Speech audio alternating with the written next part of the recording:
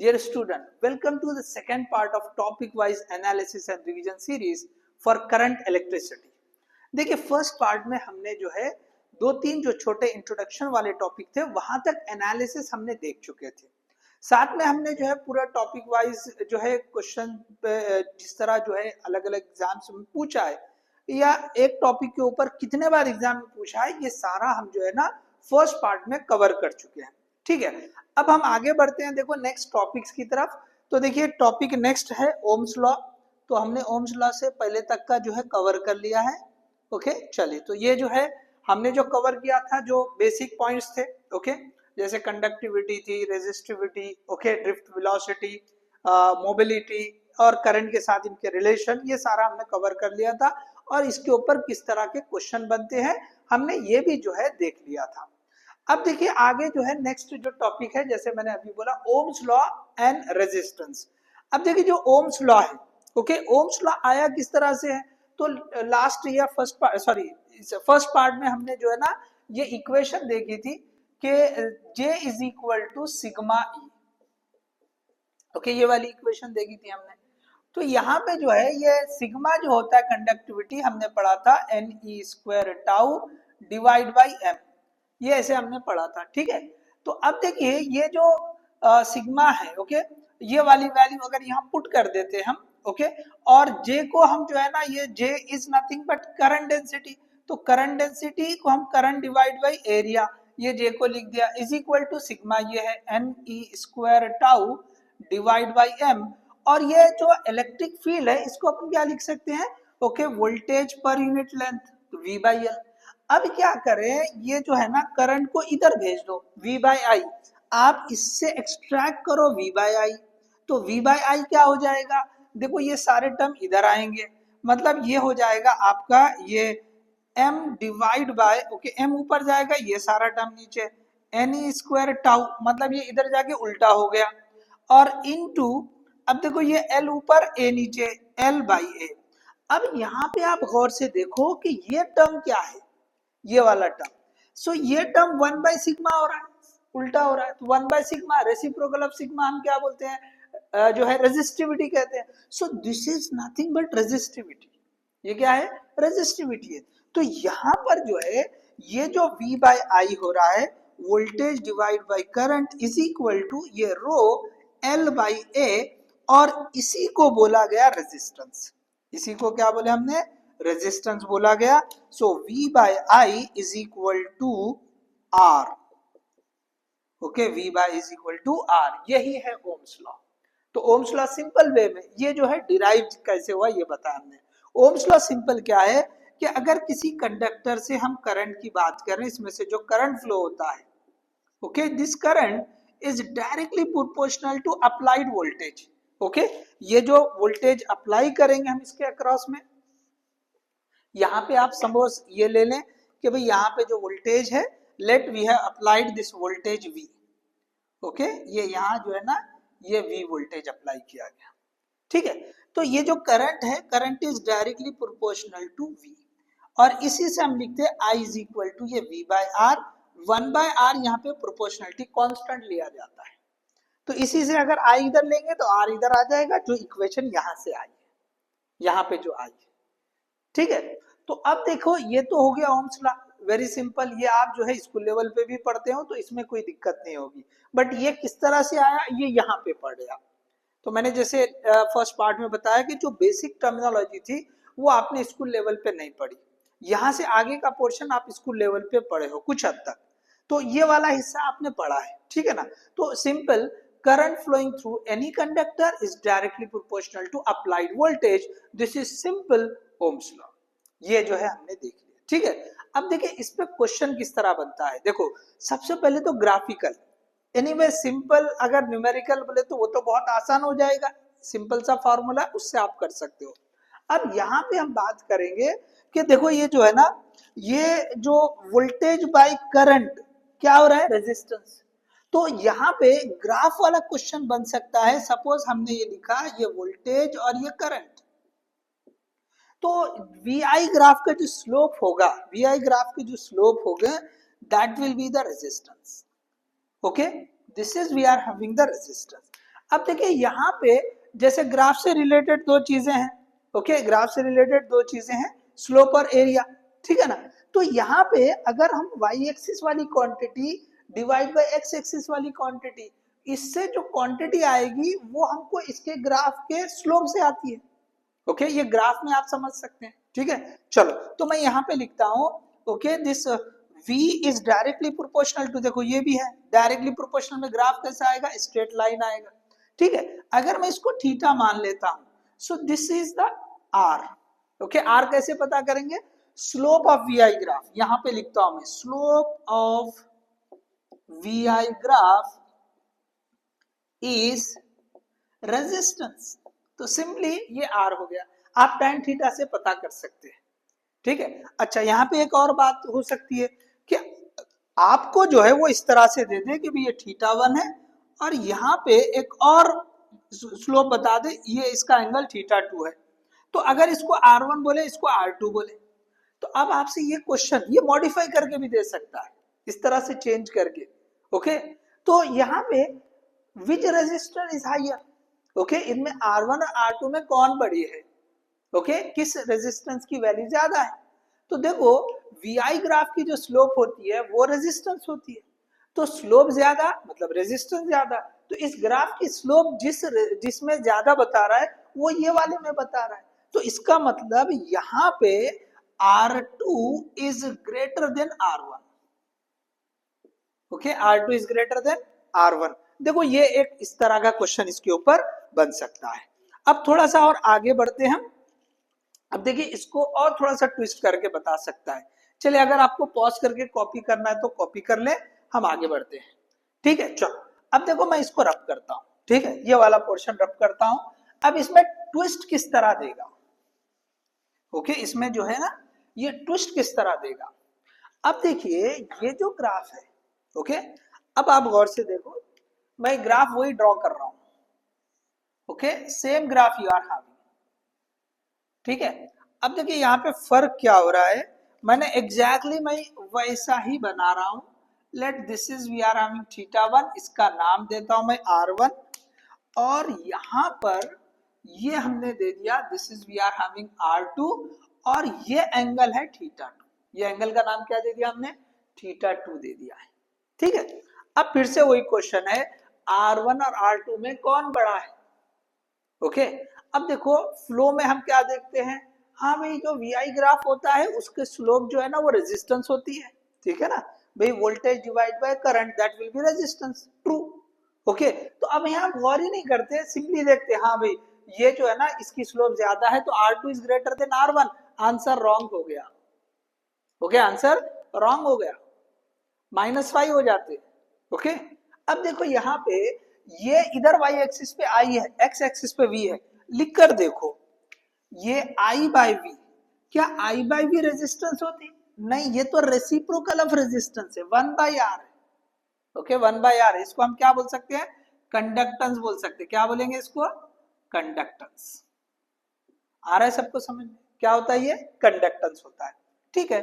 अब देखो ये जो है ना यहाँ पे this is G1 and this is G2, ठीक है, तो ये जो है I बाई v, ये जो ग्राफ बनेगा इसकी स्लोप कंडक्टेंस होती है, तो अब इसमें जिसकी स्लोप ज्यादा उसकी कंडक्टेंस ज्यादा, तो I can write G2 is greater than G1, बोलो समझ रहा है क्या ये, G2 is greater than G1, okay, यहाँ पे कंडक्टेंस हो रही है slope, okay, I by v that is conductance, तो अब यहाँ पे ये G2 is greater than G1 है, लेकिन G और R तो इनवर्सली प्रोपोर्शनल है, तो अगर G2 ज्यादा है इसका मतलब R1 ज्यादा है, ओके, सॉरी G2 ज्यादा है मतलब R2 कम है, ऐसे बोलेंगे, तो हम लिखेंगे therefore R2 is less than R1, क्यों, तो कंडक्टेंस और जो रेजिस्टेंस है वो रेसिप्रोकल टू ईच अदर है, अगर ये ज्यादा है तो ये कम होना चाहिए, कंडक्टेंस ज्यादा तो रेजिस्टेंस कम, तो G2 कंडक्टेंस ज्यादा है, इसका मतलब R2 रेजिस्टेंस क्या होगी, कम होगी, सो R2 is less than R1, तो हम सिंपली फ्लो में ऐसा देख के आंसर लिख देंगे, तो हमारा आंसर रॉन्ग हो जाएगा। तो देख लीजिए इस तरह की एक पॉसिबिलिटी, मतलब 3 तरह के क्वेश्चन बोल चुका हूं मैं, एक सिंपली ये दे दे और पूछे कि रेजिस्टेंस क्या है, ओके, एंगल बता दे, तो आपको आराम से tan थीटा ओके आप ट्रिग्नोमेट्री से कर सकते हैं डायरेक्टली, tan थीटा कर लेंगे तो रेजिस्टेंस की वैल्यू आ जाएगी। दो ग्राफ देकर पूछेगा कंपेयर करने के लिए, ऐसा भी दे सकता, ऐसा भी दे सकता। तो ये हुआ आपका ओम्स लॉ पे किस तरह के क्वेश्चन बनेंगे। अब आगे का पॉइंट है इट्स लिमिटेशन। ओके इसकी लिमिटेशन क्या है। अब देखिए जैसे हमने यहाँ पे पढ़ा, ओके चले आप पॉज करके कॉपी कर लें।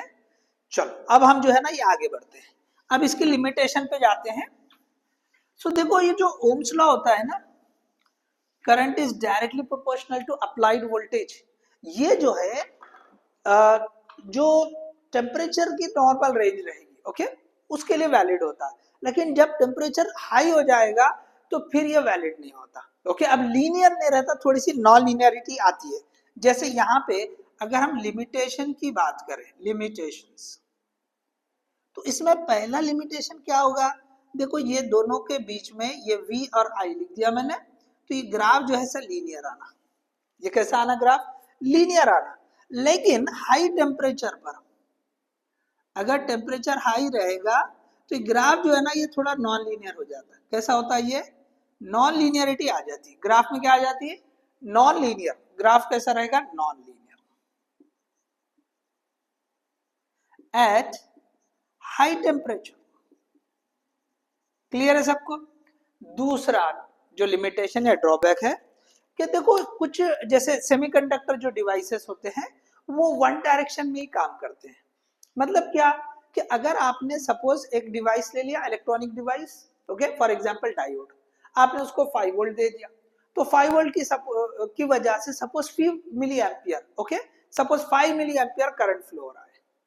अब आपने क्या किया, वो 5 वोल्ट को पोलैरिटी को रिवर्स कर दिया, पोलैरिटी क्या करा, रिवर्स कर दिया, तो करंट की डायरेक्शन भी रिवर्स हो जाना चाहिए, ठीक है ना, लेकिन ऐसा नहीं होता है, करंट सिंपली जीरो हो जाता है। तो अब देखिए वोल्टेज तो अप्लाई कर रहे हैं, ओके करंट तो होना था उसी के बराबर, लेकिन करंट फ्लो नहीं होता। अब जैसे रिवर्स डायरेक्शन में आपने लगा दिया, वोल्टेज बढ़ाएंगे भी तो करंट फ्लो नहीं होगा। सो यहाँ पे ये वैलिड नहीं हो रहा, करंट वोल्टेज बढ़ा रहे तो करंट भी बढ़ना चाहिए, ओके और अगर पोलैरिटी चेंज कर रहे तो करंट की डायरेक्शन बदलना चाहिए, क्योंकि वोल्टेज तो उतना ही दिया हमने। तो आपको 5 मिली एम्पियर, जैसे 5 वोल्ट से 5 मिली एम्पियर करंट फ्लो रहा है, तो पोलैरिटी बदलने से भी 5 मिली एम्पियर ही करंट फ्लो होना चाहिए, बट इन अपोजिट डायरेक्शन, लेकिन ऐसा नहीं होता है। ओके तो ये जो है ना डायोड, ओके इलेक्ट्रॉनिक डिवाइसेस या सेमीकंडक्टर डिवाइसेस, ये जो है ना इस तरह से ये डायोड होता है। तो करंट की फ्लो की डायरेक्शन वो एक ही होती है, ओके एक ही डायरेक्शन होती है। तो आपने इधर पॉजिटिव और इधर निगेटिव रखा तो करंट फ्लो होगा, लेकिन अगर इसको निगेटिव और इसको पॉजिटिव करा तो करंट जीरो हो जाता है, नो करंट इज फ्लो। इस केस में करंट फ्लो होगा, उतना ही वोल्टेज आपने पोलैरिटी बदल के लगाया तो करंट जीरो हो गया। सो ये जो है उसका सेकंड लिमिटेशन। इसी तरह से तीसरा जो लिमिटेशन है, देखो ये भी सेमीकंडक्टर डिवाइसेस से है, ओके कुछ सेमीकंडक्टर डिवाइसेस की जो यहाँ पे बताता हूँ कैरेक्टरिस्टिक होती है, ओके आप उसको उससे मैं शो करता हूँ, ये मैं रब कर देता हूँ। सो तीसरा जो लिमिटेशन है, याद रखें इन लिमिटेशन के बारे में भी जो है पूछा है क्वेश्चन, ओके ओल्ड जो पीवाईक्यू उसमें आपको मिल ही जाएंगे, ठीक है। सो अब देखिए यहाँ पे इस तरह का जो है ना, ये जो है मैं एक ग्राफ ड्रॉ कर रहा हूं, चलिए इस तरह से सपोज ग्राफ है ये से। तो देखो ये जो है हमने सपोज करंट और ये वोल्टेज बता दिया, ठीक है। अब यहाँ पे देखो ये जो रीजन है यहाँ तक, ये इसको बोलते हैं ओहमिक रीजन, मतलब यहाँ पे ओम्स लॉ फॉलो हो रहा है, ओके यहाँ पे क्या है, ये ओम्स लॉ वैलिड है, ओम्स लॉ वैलिड। अब इसके आगे थोड़ा सा देखो आप, यहां से यहां तक आपको ये नॉन लीनियर है, लीनियर नहीं है, बट स्टिल ओके वोल्टेज के बढ़ाने से करंट बढ़ रहा है। अब यहाँ पे देखो ये वाले पॉइंट से आगे ये जो वोल्टेज है ये वाला पॉइंट, अब यहाँ वोल्टेज और बढ़ा रहे हैं, और ये जो है ना करंट का ये वैल्यू देखो यहाँ पे ये करंट, अब वोल्टेज के बढ़ाने से करंट क्या हो रहा है, देखो डिक्रीज हो रहा है, करंट क्या हो रहा है, डिक्रीज हो रहा है। ऐसा तो नहीं होना था, ओम्स लॉ ने क्या बोला, current is directly proportional to applied voltage. Directly proportional का मतलब क्या होता है, अगर वोल्टेज बढ़ेगा तो करंट भी बढ़ना चाहिए, but here it's not happening. यहाँ पे हम वोल्टेज को बढ़ा रहे हैं बट करंट इज डिक्रीजिंग। तो यहाँ पे ये जो है थर्ड लिमिटेशन है। तो कुछ सेमीकंडक्टर डिवाइसेस की कैरेक्टरिस्टिक ऐसी भी आती है, VI characteristic, voltage current characteristic ऐसी होती है। तो ये जो है थर्ड लिमिटेशन। तो इस तरह से जो है ये जो 3 लिमिटेशन जो एनसीईआरटी में दी है वो हमने यहाँ डिस्कस कर ली है, ठीक है। अब देखिए इसके बाद जो आगे बढ़ते हैं, effect of stretching and compressing of resistance. अब देखिए ये जो रेजिस्टेंस है, पहले इसका आप फॉर्मूला भी समझ ले सकते हैं। ओके, फॉर्मूला क्या होता है?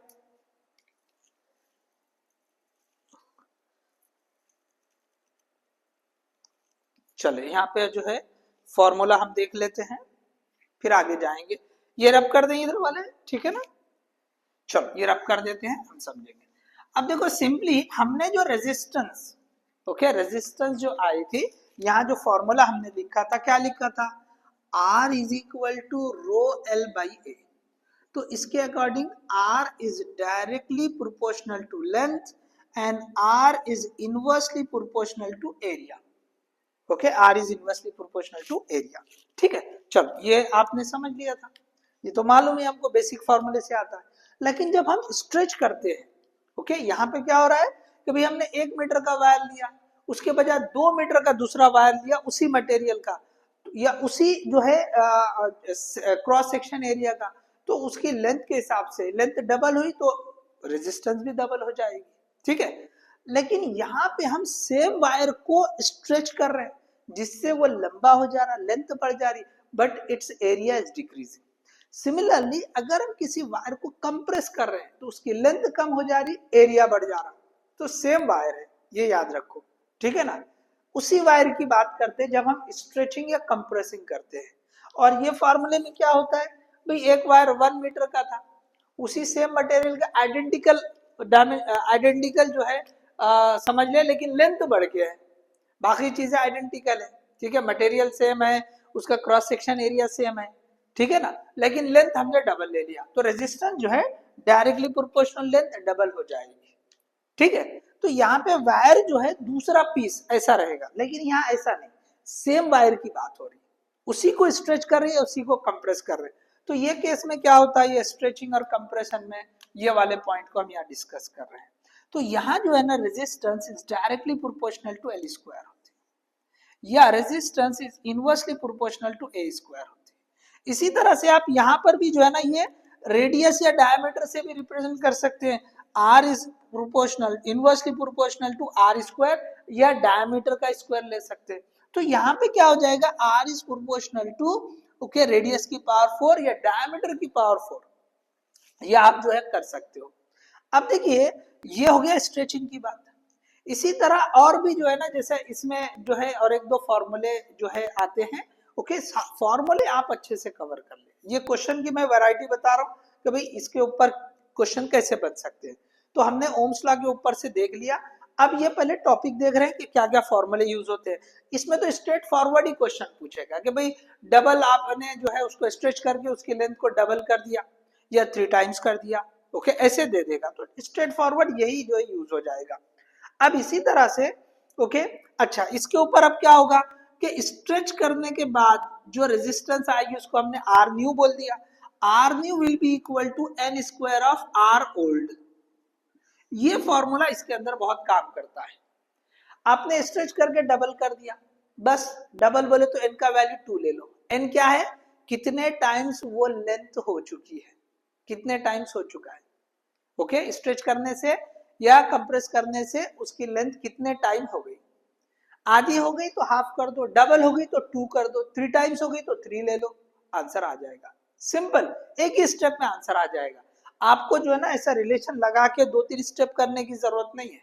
सपोज हमने एक एग्जांपल ले लिया कि भाई एक रेजिस्टेंस है that is equal to 4 ohm, okay, इसको स्ट्रेच करके क्या किया, stretch to double its length, double its length, तो डबल कर दिया मतलब एन की वैल्यू 2 हो गई। एन की वैल्यू कितनी होगी, 2। तो डायरेक्टली अब आपसे पूछा जाए कि भाई अब नए जो स्ट्रेच करे वाले वायर की रेजिस्टेंस क्या होगी, तो आप सिंपल ऐसा कर देंगे, this R new is equal to, ये एन का वैल्यू 2 डबल किया था आपने, तो डबल करना है मतलब n की वैल्यू 2 होगी, तो 2 का स्क्वायर इंटू ये 4, तो आंसर आ जाएगा 4 इंटू 4, दैट विल बी 16 ओम। बस आप ऐसा कर ले, आ रहा है समझ में आपको, क्लियर है? सो आप जो है इस तरह से ये करेंगे तो बहुत सिंपल है, बस यही आप यूज कर ले, एक ही स्टेप में देखो, बस ये वैल्यू रखो आंसर आ जाएगा, ठीक है? चलो अब देखो इसमें और भी एक दो फॉर्मूले मैं आपसे डिस्कस कर रहा था कि वो भी यूज करें आप। देखो मास से रिलेटेड, ओके, मास के साथ अगर जो है लेंथ और एरिया को इंक्लूड करके पूछ रहा है तो यहाँ पे रेजिस्टेंस हो जाती है, okay, this will be L square by M, okay. Length और मास को इस तरह से रिलेट करेंगे रेजिस्टेंस की। अच्छा लेंथ के बजाय एरिया दें तो resistance is proportional to M upon A square. तो देखो ये जो पहला फॉर्मूला, इस पे क्वेश्चन जो है ना एक पुराने जो है पीवाईक्यू में आपको मिल जाएगा ये, ओके, इसके ऊपर क्वेश्चन नहीं पूछा है। तो आप एक एक क्वेश्चन कर ले ताकि आपके जहन में बैठा रहे कि हाँ ऐसा क्वेश्चन जो है बन सकता है। इसके ऊपर तो क्वेश्चन मिलता है, 3 वायर का रेशो दे के पूछता है कि 3 वायर के लेंथ का रेशो सो एंड सो है और उसके मासेस का रेशो जो है वो दे देता है, फिर पूछता है कि बताओ, ओके, कि भाई ये रेजिस्टेंस का रेशो क्या होंगे, रेजिस्टेंसेस का। तो ये जो है इसके ऊपर क्वेश्चन बन सकता है। तो आपको मैंने यहाँ स्ट्रेचिंग और ये कंप्रेशन से रिलेटेड बता दिया। अब देखिए इसके बाद आता है कलर कोडिंग ऑफ रेजिस्टेंस। तो कलर कोडिंग वैसे जो है जो नया सिलेबस है, ओके, तो उसमें तो लिखा नहीं है, लेकिन फिर भी जो है सेफ साइड ये जो है ना करवा लेते हैं। तो आसान सा टॉपिक है तो हम भी उसको मिस नहीं करना चाहिए। देखिए जो जहाँ पे पूरा चैप्टर का चैप्टर रिमूव करने के लिए बोला है तो वहां तो कोई प्रॉब्लम नहीं, आप वो पूरा स्किप करें तो चल जाता है। लेकिन जहाँ पे टॉपिक की बात कर रहा है ना कहीं से अगर वो लिंक हो रहा है, रिलेट हो रहा है, तो वो किसी दूसरे तरीके से क्वेश्चन पूछा जा सकता है। तो जहाँ पे टॉपिक ऐसा हो कि कहीं से कनेक्टिविटी हो तो उससे उस पर क्वेश्चन पूछा जा सकता है।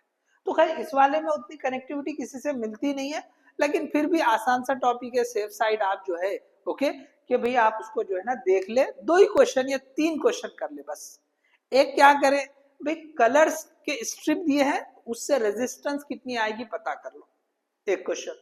दूसरा रेजिस्टेंस की वैल्यू से पता करो कि कौन से कलर के स्ट्रिप आने चाहिए, ठीक है।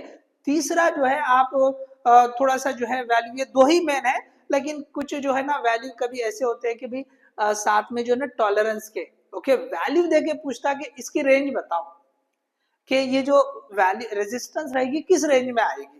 तो ऐसा एक आध क्वेश्चन आप जो है ना पीआईक्यू वगैरह में देख के कर लो। सो 2 से 3 क्वेश्चन आप करेंगे तो क्लियर हो जाएगा, ठीक है। तो ये जो था कलर कोडिंग और ये जो है ना ओम्स लॉ रेजिस्टेंस से रिलेटेड इतने पॉइंट्स। अब और आगे बढ़ाते हैं, रेजिस्टेंस बड़ा टॉपिक है, ओके, काफी जो है पॉइंट्स रहेंगे। यहाँ पे हमने ओम्स लॉ में रेजिस्टेंस को इंट्रोड्यूस किया, इसलिए उससे रिलेटेड कुछ पॉइंट्स को डिस्कस कर लिया और देख लिए कि भी क्वेश्चन कैसे बनेंगे और किस तरह से हम कर सकते हैं। नेक्स्ट है effect of temperature on resistance, okay. जैसे पार्ट 1 में हमने जहाँ पे कंप्लीट या कंक्लूड किया था वो मैंने इसी पॉइंट पे किया था, ठीक है ना, कि भाई टेम्परेचर की डिपेंडेंसी, ओके, कि टेम्परेचर बढ़ने से कंडक्टर की रेजिस्टेंस भी बढ़ती है, तो वो मैंने फ्लो आपको बता दिया था, ठीक है। चलो अभी हम यहाँ टॉपिक के हिसाब से देखते हैं, टेम्परेचर कोफिशिएंट ऑफ रेजिस्टेंस, ये पहला टॉपिक है। अब देखिए जो टेम्परेचर कोफिशिएंट ऑफ रेजिस्टेंस है ना, एक्चुअली ये बताता है कि टेम्परेचर के बढ़ने से रेजिस्टेंस में किस तरह का चेंज आएगा, मतलब रेजिस्टेंस बढ़ेगी या कम होगी। ये जो कोफिशिएंट है क्या इंडिकेट करता है, टेम्परेचर के बढ़ने से रेजिस्टेंस में, ओके, चेंज किस तरह आएगा, बढ़ेगी या कम होगी, दैट इट इज इंडिकेटिंग। तो there are 2 types of the temperature coefficient of resistance. चलिए इसको रब कर दें, एक पॉजिटिव होता है एक नेगेटिव होता है, ओके, एक पॉजिटिव और एक नेगेटिव होता है।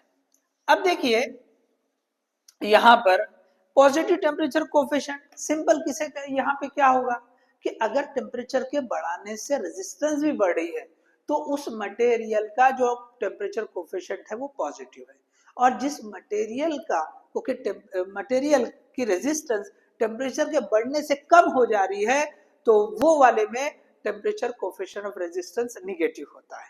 So there are 2 types. और जिसमें ऐसे मटेरियल जिनमें जो है टेम्परेचर के चेंज होने से रेजिस्टेंस चेंज नहीं होती, ओके, ऑलमोस्ट कांस्टेंट रहती है, तो वहां पे हम बोलते हैं कि भी टेम्परेचर कोफिशिएंट ऑफ रेजिस्टेंस 0 है, ओके, क्या है वो, 0 है। तो अब देखिए जो मटेरियल है, हम जो क्लासिफिकेशन पढ़ते तो हम क्या पढ़ते हैं, कंडक्टर पढ़ते हैं, हम सेमीकंडक्टर पढ़ते हैं, इंसुलेटर पढ़ते हैं। कंडक्टर में क्या होता है, टेम्परेचर के बढ़ने से रेजिस्टेंस भी बढ़ती है। तो conductors are having positive temperature coefficient of resistance. Conductors में किस तरह होता है, ओके चलो यहाँ लिखते चलते हैं। कंडक्टर्स में जो है आपको positive temperature coefficient of resistance होता है। सेमीकंडक्टर्स इसमें ये जो है नेगेटिव होता है। क्या मतलब है, सेमीकंडक्टर में क्या होता है कि टेम्परेचर बढ़ा तो उसकी रेजिस्टेंस कम होती है, या टेम्परेचर कम हुआ तो उसकी रेजिस्टेंस बढ़ जाती है। तो ये होता है negative temperature coefficient of resistance. और किस में होता है ये, सेमीकंडक्टर मटेरियल में। तो आपको मटेरियल कुछ याद होना चाहिए, अभी सेमीकंडक्टर मटेरियल कौन से होते हैं, बट एनीवे जब आप लास्ट चैप्टर तक जाते हो सेमीकंडक्टर डिवाइसेस, तो आपको वहां पे मटेरियल आपसे डिस्कस हो जाते हैं, तो फिर आपको वो याद रह जाते हैं। बट राइट नाउ अगर याद नहीं है तो आप अच्छे से याद रख लो, जो बहुत ज्यादा पॉपुलर है वो है सिलिकॉन और जर्मेनियम। ओके, सिलिकॉन और जर्मेनियम। कंपाउंड जो सेमीकंडक्टर्स होते हैं वो गैलियम आर्सेनाइड फॉस्फाइड, ये जो है कंपाउंड जो है सेमीकंडक्टर्स भी है। तो यहाँ पे आपको सिलिकॉन या जर्मेनियम का एग्जाम्पल दे सकता है, क्वेश्चन दिया है। ओके, क्वेश्चन इसके ऊपर बना है। तो अभी हमने देख लिया पॉजिटिव और निगेटिव।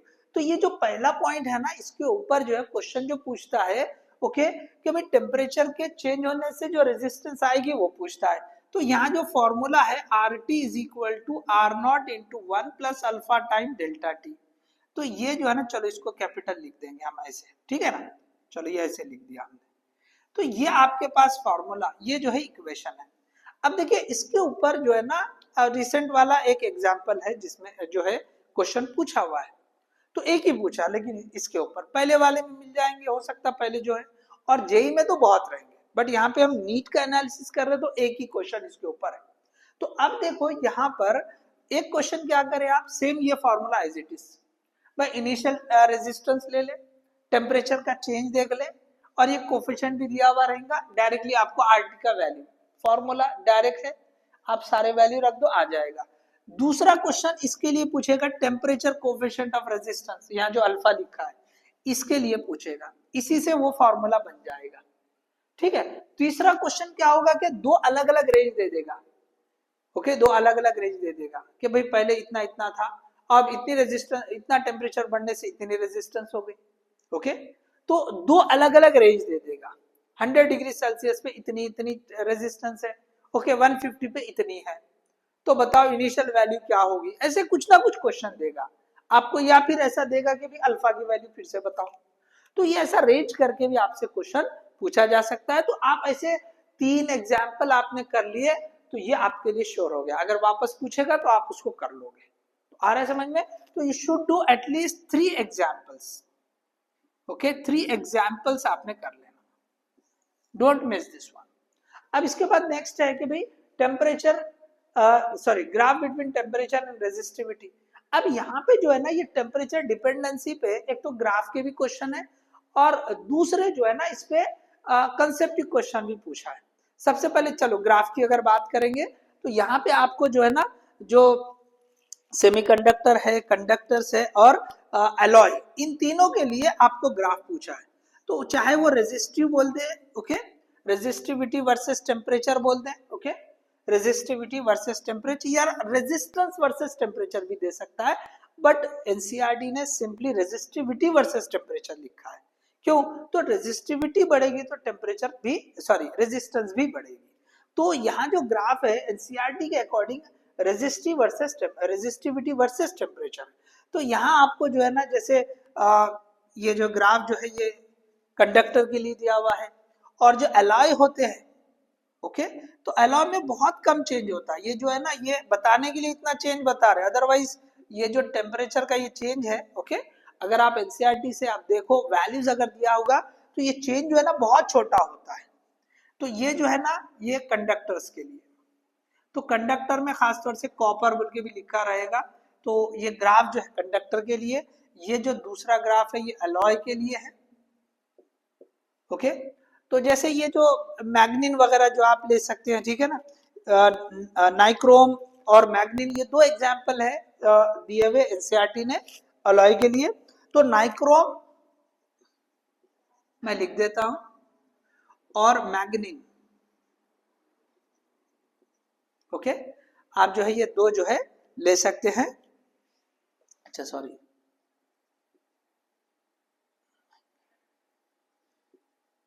Okay manganin. सो ये जो है आप चेक कर लें ठीक से, ओके। सो मैंगनीन और जो है नाइक्रोम, ये दो जो है मटेरियल। तो ये जो मटेरियल है ना, टेम्परेचर के चेंज होने से इनकी रेजिस्टेंस बहुत कम चेंज होती, बिल्कुल नेग्लिजिबल। इसी वजह से जो रेजिस्टेंस मतलब बनाए जाते हैं, ओके, रेजिस्टर्स, ओके, सर्किट में यूज करने के लिए, इलेक्ट्रिकल सर्किट्स में, तो जो रेजिस्टर बनाए जाते हैं ना, उनके लिए इसी का ये वायर यूज किया जाता है, ताकि टेम्परेचर के चेंज होने से उसकी जो रेजिस्टेंस है वो बदले नहीं। जैसे 100 ओम की रेजिस्टेंस है, टेम्परेचर बदल गया तो 105 हो जा रही, 110 हो जा रही, ठीक है ना, ऐसा वेरिएशन नहीं होना, ठीक है। तो इसके लिए कैसा ऐसा मटेरियल यूज करते हैं जिनका जो कोफिशिएंट है वो बहुत कम, ओके, ये चेंज नहीं होना चाहिए, ओके, चेंज हो तो नेग्लिजिबल हो। मतलब जैसे 100 है तो 100.001, तो हम उसको 100 ही मान लेते हैं। टेम्परेचर के चेंज होने से 0.01 इतनी रेजिस्टेंस चेंज हो रही 100 ओम में, तो हम उसको नेग्लिजिबल ही मानते हैं। तो इस तरह का जो केस ये दो में होता है। तो ये भी नेम जो है ना हमको एनसीईआरटी ने दिए, तो इसको भी याद रखें कि कौन से मटेरियल है जिनकी रेजिस्टेंस जो है टेम्परेचर के साथ चेंज नहीं होती है या बहुत ही नेग्लिजिबल होती है चेंज। तो ये आप याद रखो, इसी वजह से इसका एप्लीकेशन भी याद रख लो। इसी वजह से इसको किसके लिए यूज करते हैं, रेजिस्टर्स को मैन्युफैक्चर करने के लिए यूज करते हैं, ठीक है। अब तीसरा जो है यहाँ पे आपको सेमीकंडक्टर का मिलेगा। तो सेमीकंडक्टर में तो उल्टा होता है, तो सेमीकंडक्टर में उल्टा इनवर्सली प्रोपोर्शनल वाला मामला है। तो यहाँ पे क्या हो जाएगा, आपको ग्राफ कैसा आएगा, तो हाइपरबोलिक आएगा, ओके। टेम्परेचर बढ़ा है, रेजिस्टेंस कम, रेजिस्टिविटी कम, टेम्परेचर कम करे, रेजिस्टिविटी ज्यादा रहेगी। तो ये ग्राफ आप याद रखिए, ठीक है। अब चलिए ग्राफ पढ़ लिया, ग्राफ समझ लिया आपने कि भाई ये ग्राफ रहेंगे रेजिस्टिविटी वर्सेस टेम्परेचर। अब इसके साथ देखो कुछ कंसेप्टिव क्वेश्चन कैसे पूछा है, ये वाले कंसेप्ट से पूछा है। क्या पूछा है, ऐसा पूछा कि भाई अगर कूल कर दिए, after cooling, okay, after cooling, okay, अब उसने बोला कि सिलिकॉन और कॉपर की रेजिस्टेंस के बारे में, किसकी रेजिस्टेंस बढ़ेगी किसकी रेजिस्टेंस कम होगी, ऐसे चार ऑप्शन दे दिए, okay, after cooling, okay, after cooling, okay, resistance of copper and resistance of germanium या सिलिकॉन, जो भी एग्जांपल दे, इंक्रीज, दोनों के लिए डिक्रीज दे, एक का इंक्रीज एक का डिक्रीज, उल्टा करके दे। तो यहाँ पे आपको ये देखना पड़ेगा टेम्परेचर, मतलब कूल करे तो टेम्परेचर कम हुआ, टेम्परेचर कम हुआ तो कंडक्टर में तो क्या होता है कि सेम है, अगर टेम्परेचर कम होगा तो रेजिस्टेंस भी कम होगी। और सेमीकंडक्टर में उल्टा होता है, टेम्परेचर कम हुआ तो रेजिस्टेंस बढ़ेगी। तो आपको मटेरियल वहां कौन सा है समझना पड़ेगा, सेमीकंडक्टर है या कंडक्टर है। तो सेमीकंडक्टर के एग्जांपल दो अच्छे से याद रख लो, okay, that is silicon and germanium, आप उससे समझ जाना। और दूसरा आपको कंडक्टर्स तो मालूम ही है कि भाई कई सारे जो कॉमन जो यूज होने वाले, कॉपर है, आयरन है, ओके, सिल्वर है, गोल्ड है, ये जो है कॉमनली, अल्युमिनियम है, ये कॉमनली यूज जो है कंडक्टर से। तो आपको कंडक्टर तो समझ में आ जाते हैं, लेकिन अगर ध्यान नहीं दिया तो सेमीकंडक्टर भूल जाते हैं, ठीक है। चलिए, तो आई होप आपको ये जो है क्लियर हो गया होगा। तो ये जो टॉपिक है इससे रिलेटेड इस तरह के क्वेश्चन बनते हैं। तो आपको टेम्परेचर कोफिशिएंट, ग्राफ और इसी बेस पे थ्योरेटिकल कॉन्सेप्टिव क्वेश्चन जो है पूछता है, ठीक है। चलिए, तो आप पॉज करके कॉपी करना है कॉपी करें, ओके, हम आगे बढ़ेंगे। चलो नेक्स्ट टॉपिक्स की तरफ जाते हैं, आगे बढ़ेंगे हम। अब देखिए नेक्स्ट, मैंने जैसे बोला कि भाई रेजिस्टेंस काफी बड़ा टॉपिक है। अब देखिए, अब उसके लिए, ओके, अब उसकी जो नेक्स्ट टॉपिक आया वो है grouping, okay, grouping of resistances.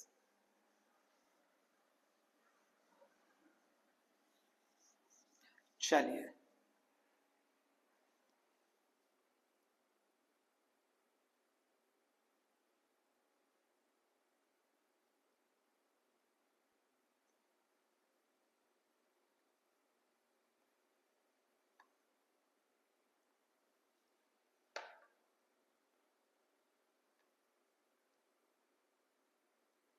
Okay चलो कंटिन्यू करेंगे आगे।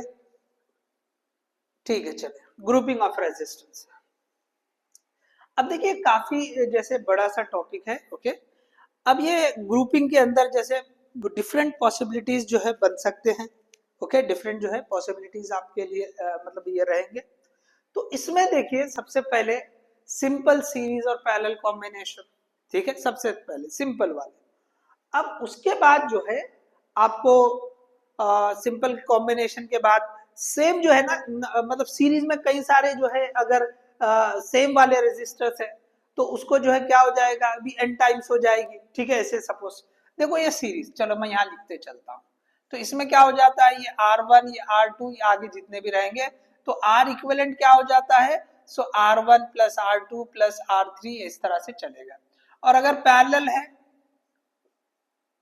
ये इस तरह से पैरेलल अगर रहेंगे तो ये आपको पता है ओके ये R1 R2 R3 so this will be equal to okay ये किस तरह के रहेंगे, so that is we are having 1 by R equivalent is equal to 1 by R1 plus 1 by R2।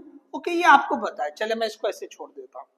अब अगर ये सेम रेजिस्टेंस रहेंगे तो n टाइम्स ऑफ R हो जाता है, और यहाँ पे सेम रेजिस्टेंस पैरेलल में रहेंगे तो R by n हो जाता है। यहाँ पे क्या हो जाता है R by n हो जाता है फॉर आइडेंटिकल रेजिस्टेंस। और यहाँ पे क्या आ जाता है R equivalent is equal to n times of R हो जाता है, n टाइम्स ऑफ R हो जाता है। चलो सबसे सिंपल केस। अब देखिए इससे हटके जो बन सकते हैं, अब सेकेंड पॉसिबिलिटी बता रहा हूँ, देखो आप देखते चलो पॉसिबिलिटी। देखो ऐसा दे सकता है कि भाई ये जो है ना एक वायर है, ओके एक वायर है, इसके रेजिस्टेंस बोल देगा। ठीक है अगर इसकी रेजिस्टेंस बोल देगा, चलो ये बता देगा कि भाई ये जो है ना 4 ओम है, इसके रेजिस्टेंस कितनी है 4 ओम। अब इसके 4 पीसेस करें, इसके 4 पीसेस करें, ये ऐसे 1 2 3 4 इसको पैरेलली कनेक्ट कर दिए। अब बताओ आर इक्विवेलेंट कितना होगा। तो देखो ये जो ना 4 टुकड़े करे, ठीक है resistance is directly proportional to length. अगर लेंथ 1/4 होगी तो रेजिस्टेंस भी 1/4 हो जाएगी। तो मतलब ये 4/4 हर एक की रेजिस्टेंस 1 हो जाएगी। समझ में आ रहा है R/4 ओके ये रेजिस्टेंस कितनी हो जाएगी हर एक की, ये हर एक टुकड़े की रेजिस्टेंस कितनी हो जाएगी, सो दैट विल बी R/4 मतलब 4/4 दैट विल बी 1 ओम। तो ये 1 ओम ये 1 ओम ये 1 ओम और ये 1 ओम, ये सारे 1 ओम है। ठीक है सारे 1 ओम के रेजिस्टेंसेस है। चलो मैं पेन बदलता हूं। ओके ये भी 1 ओम की रेजिस्टेंस। तो 1 ओम के सेम है, ओके सिमिलर ये आइडेंटिकल है, तो जितने रेजिस्टेंस है उससे डिवाइड कर देंगे 1/4, आंसर विल बी 0.25 ओम। आ रहा है समझ में, इस तरह से जो है ये क्वेश्चन बन सकता है। अब इसके ऊपर कुछ मैनिपुलेशन कुछ अलग करके भी दे सकता है, एक एग्जाम्पल के तौर पर मैंने आपको बता दिया। आप वर्कआउट करें जो है सर्च आउट करें, आप जो आपके पास जो भी बुक है तो उसमें देख लो। इसी तरह से अब इसको नंबर बढ़ा के दे सकता, कम ज्यादा कर सकता। अब देखिए इससे हटके जो नेक्स्ट रहता है लेंथ से रिलेटेड, भाई ये वायर को क्या करेंगे भैया इस तरह से सर्कल में कन्वर्ट कर दिया सपोज। अब रेजिस्टेंस तो R बोला है, अब पूछेगा कि भाई अपोजिट ये डायमेट्रिकली जो पॉइंट है इसको A बोल दिया इसको B बोल दिया, बताओ इनके बीच में रेजिस्टेंस कितनी होगी। अब देखो ये पूरे रेजिस्टेंस R थी, ठीक है ना, तो ये जो पूरी रेजिस्टेंस R थी ये आधा आधा हिस्सा हो गया, ये R/2 ये R/2 ओके आधा आधा हो गया, सिंपली पता हो गया हमको। तो हमने आसानी से उसको क्या कर लिया आधा आधा लिख दिया। तो यहाँ पे क्या हो जाएगा ये R/2 इन पैरेलल R/2, तो यहाँ पे RA भी क्या हो जाएगी ये R/2 तो रेजिस्टेंस थी, ये दोनों आइडेंटिकल है, कितने हैं 2 है, तो डिवाइड बाय 2 कर दो तो आंसर हो जाएगा R/4। अब इससे रिलेटेड यहाँ पे बीच में एक और रेजिस्टेंस देकर पूछ सकता है, या ये पूरे सर्कल के बजाय ओके कुछ एंगल दे के पूछ सकता है, 2 अलग अलग हिस्सों में पूछ सकता है। देखो इसको ऐसा भी पूछ सकता है, यहाँ पे एक पॉइंट यहाँ पे एक पॉइंट, ये एंगल दे देगा आपको कितना है। तो अब आप ये लेंथ निकालो, अगर ये 60 डिग्री है तो पूरा 360 होता है। 360 के लिए अगर ये पूरी लेंथ L है, पूरी लेंथ L है, तो 360 के लिए पूरी लेंथ L है, तो 60 के लिए कितनी होगी, तो आपको दिखेगा भी L/6 हो जाएगी। तो अगर ये L/6 हो जाएगी तो बचा हुआ ये क्या हो जाएगा L माइनस L/6 5L/6। ये आप वर्कआउट करो, मैं बता रहा हूं आपको, ये क्वेश्चन ऐसा मिल जाएगा आपको। आप यहाँ पे देखें कि पॉसिबिलिटी टाइप कैसे बन सकता है क्वेश्चन का। तो ये आप जो है ना इससे रिलेटेड ऐसे कर सकते हैं। फिर आपको ऐसे ही जो है ना क्वेश्चन दे सकता है। चले आप पॉज करके आप कॉपी कर लो इसको, हम आगे बढ़ते हैं। चलिए तो मैं ये इसको रब कर दूं, ठीक है, रब कर देंगे। चलो इसको, अब देखिए रब कर दिया हमने ये। अब देखिए और क्वेश्चन किस तरह बन सकते हैं, तो आप यहां पे ये देख सकते हैं कि सर्कल से रिलेटेड और भी जो क्वेश्चन है, ओके, सर्कल से रिलेटेड जो क्वेश्चन है ऐसा भी हो सकता है। देखो इस तरह के भी आपको मिलेगा, ये यहाँ से जो है ना ये सब ऐसे कनेक्टर रहेंगे, ये इस तरह से, ठीक है, यहाँ पे इस तरह से, यहाँ ऐसा करके ये पॉइंट ए दे देगा और ये सारा जो है ना सब एक साथ कनेक्ट है, तो इसको बी बोल देगा। अब बोलेगा कि बताओ, इसके कुछ वैल्यूज दे देगा, पूछेगा what is the resistance between A and B. तो आप ऐसे क्वेश्चंस देखो, एक एक दो दो क्वेश्चन जो है ना ऐसे देखो, ऐसे में कुछ वैरायटी या ऐसे में कुछ वैरायटी, एक एक दो दो एग्जाम्पल आप प्रैक्टिस करो तो आपको समझ में आ जाएगा, ठीक है। अब इसके बाद कुछ टिपिकल कॉम्बिनेशन सिंपल, जैसे मैंने आपको जनरली जो क्लास में जो है करवाते हैं, ओके, तो इस तरह का भी क्वेश्चन आपने देखा होगा कि भाई ये जो है ना ये इस तरह से आपको, तो ये जो है आपको समझ में आना चाहिए कि किस तरह से इसको कनेक्ट किया हुआ है, इनका कॉम्बिनेशन कैसे बन रहा है, ये आपको क्लियर होना चाहिए। तो आप जो है ना ऐसे कुछ बेसिक वाले जो एग्जाम्पल्स है वो मैंने आपको यहाँ डिस्कस किए।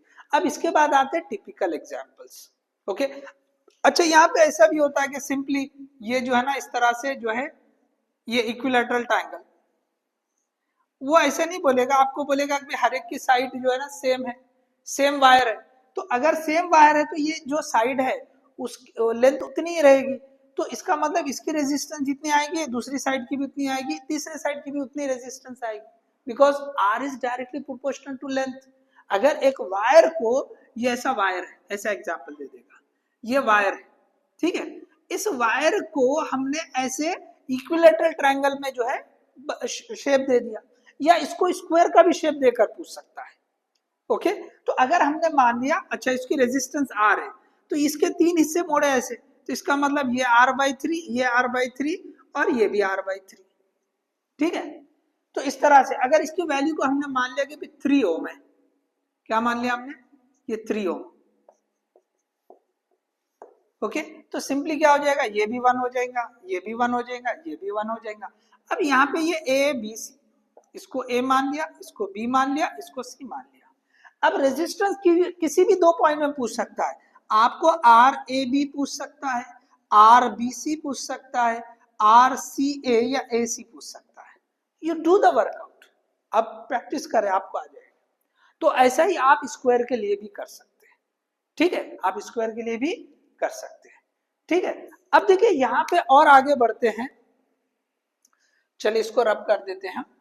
अब जो है आप टिपिकल जो कॉम्बिनेशन है उसमें जो व्हीट स्टोन ब्रिज है, ओके, वो ज्यादा पॉपुलर है, ठीक है। पुराने जो क्यूआई के उसमें बहुत सारे क्वेश्चन और जेई में बहुत क्वेश्चन पूछे हैं, ठीक है।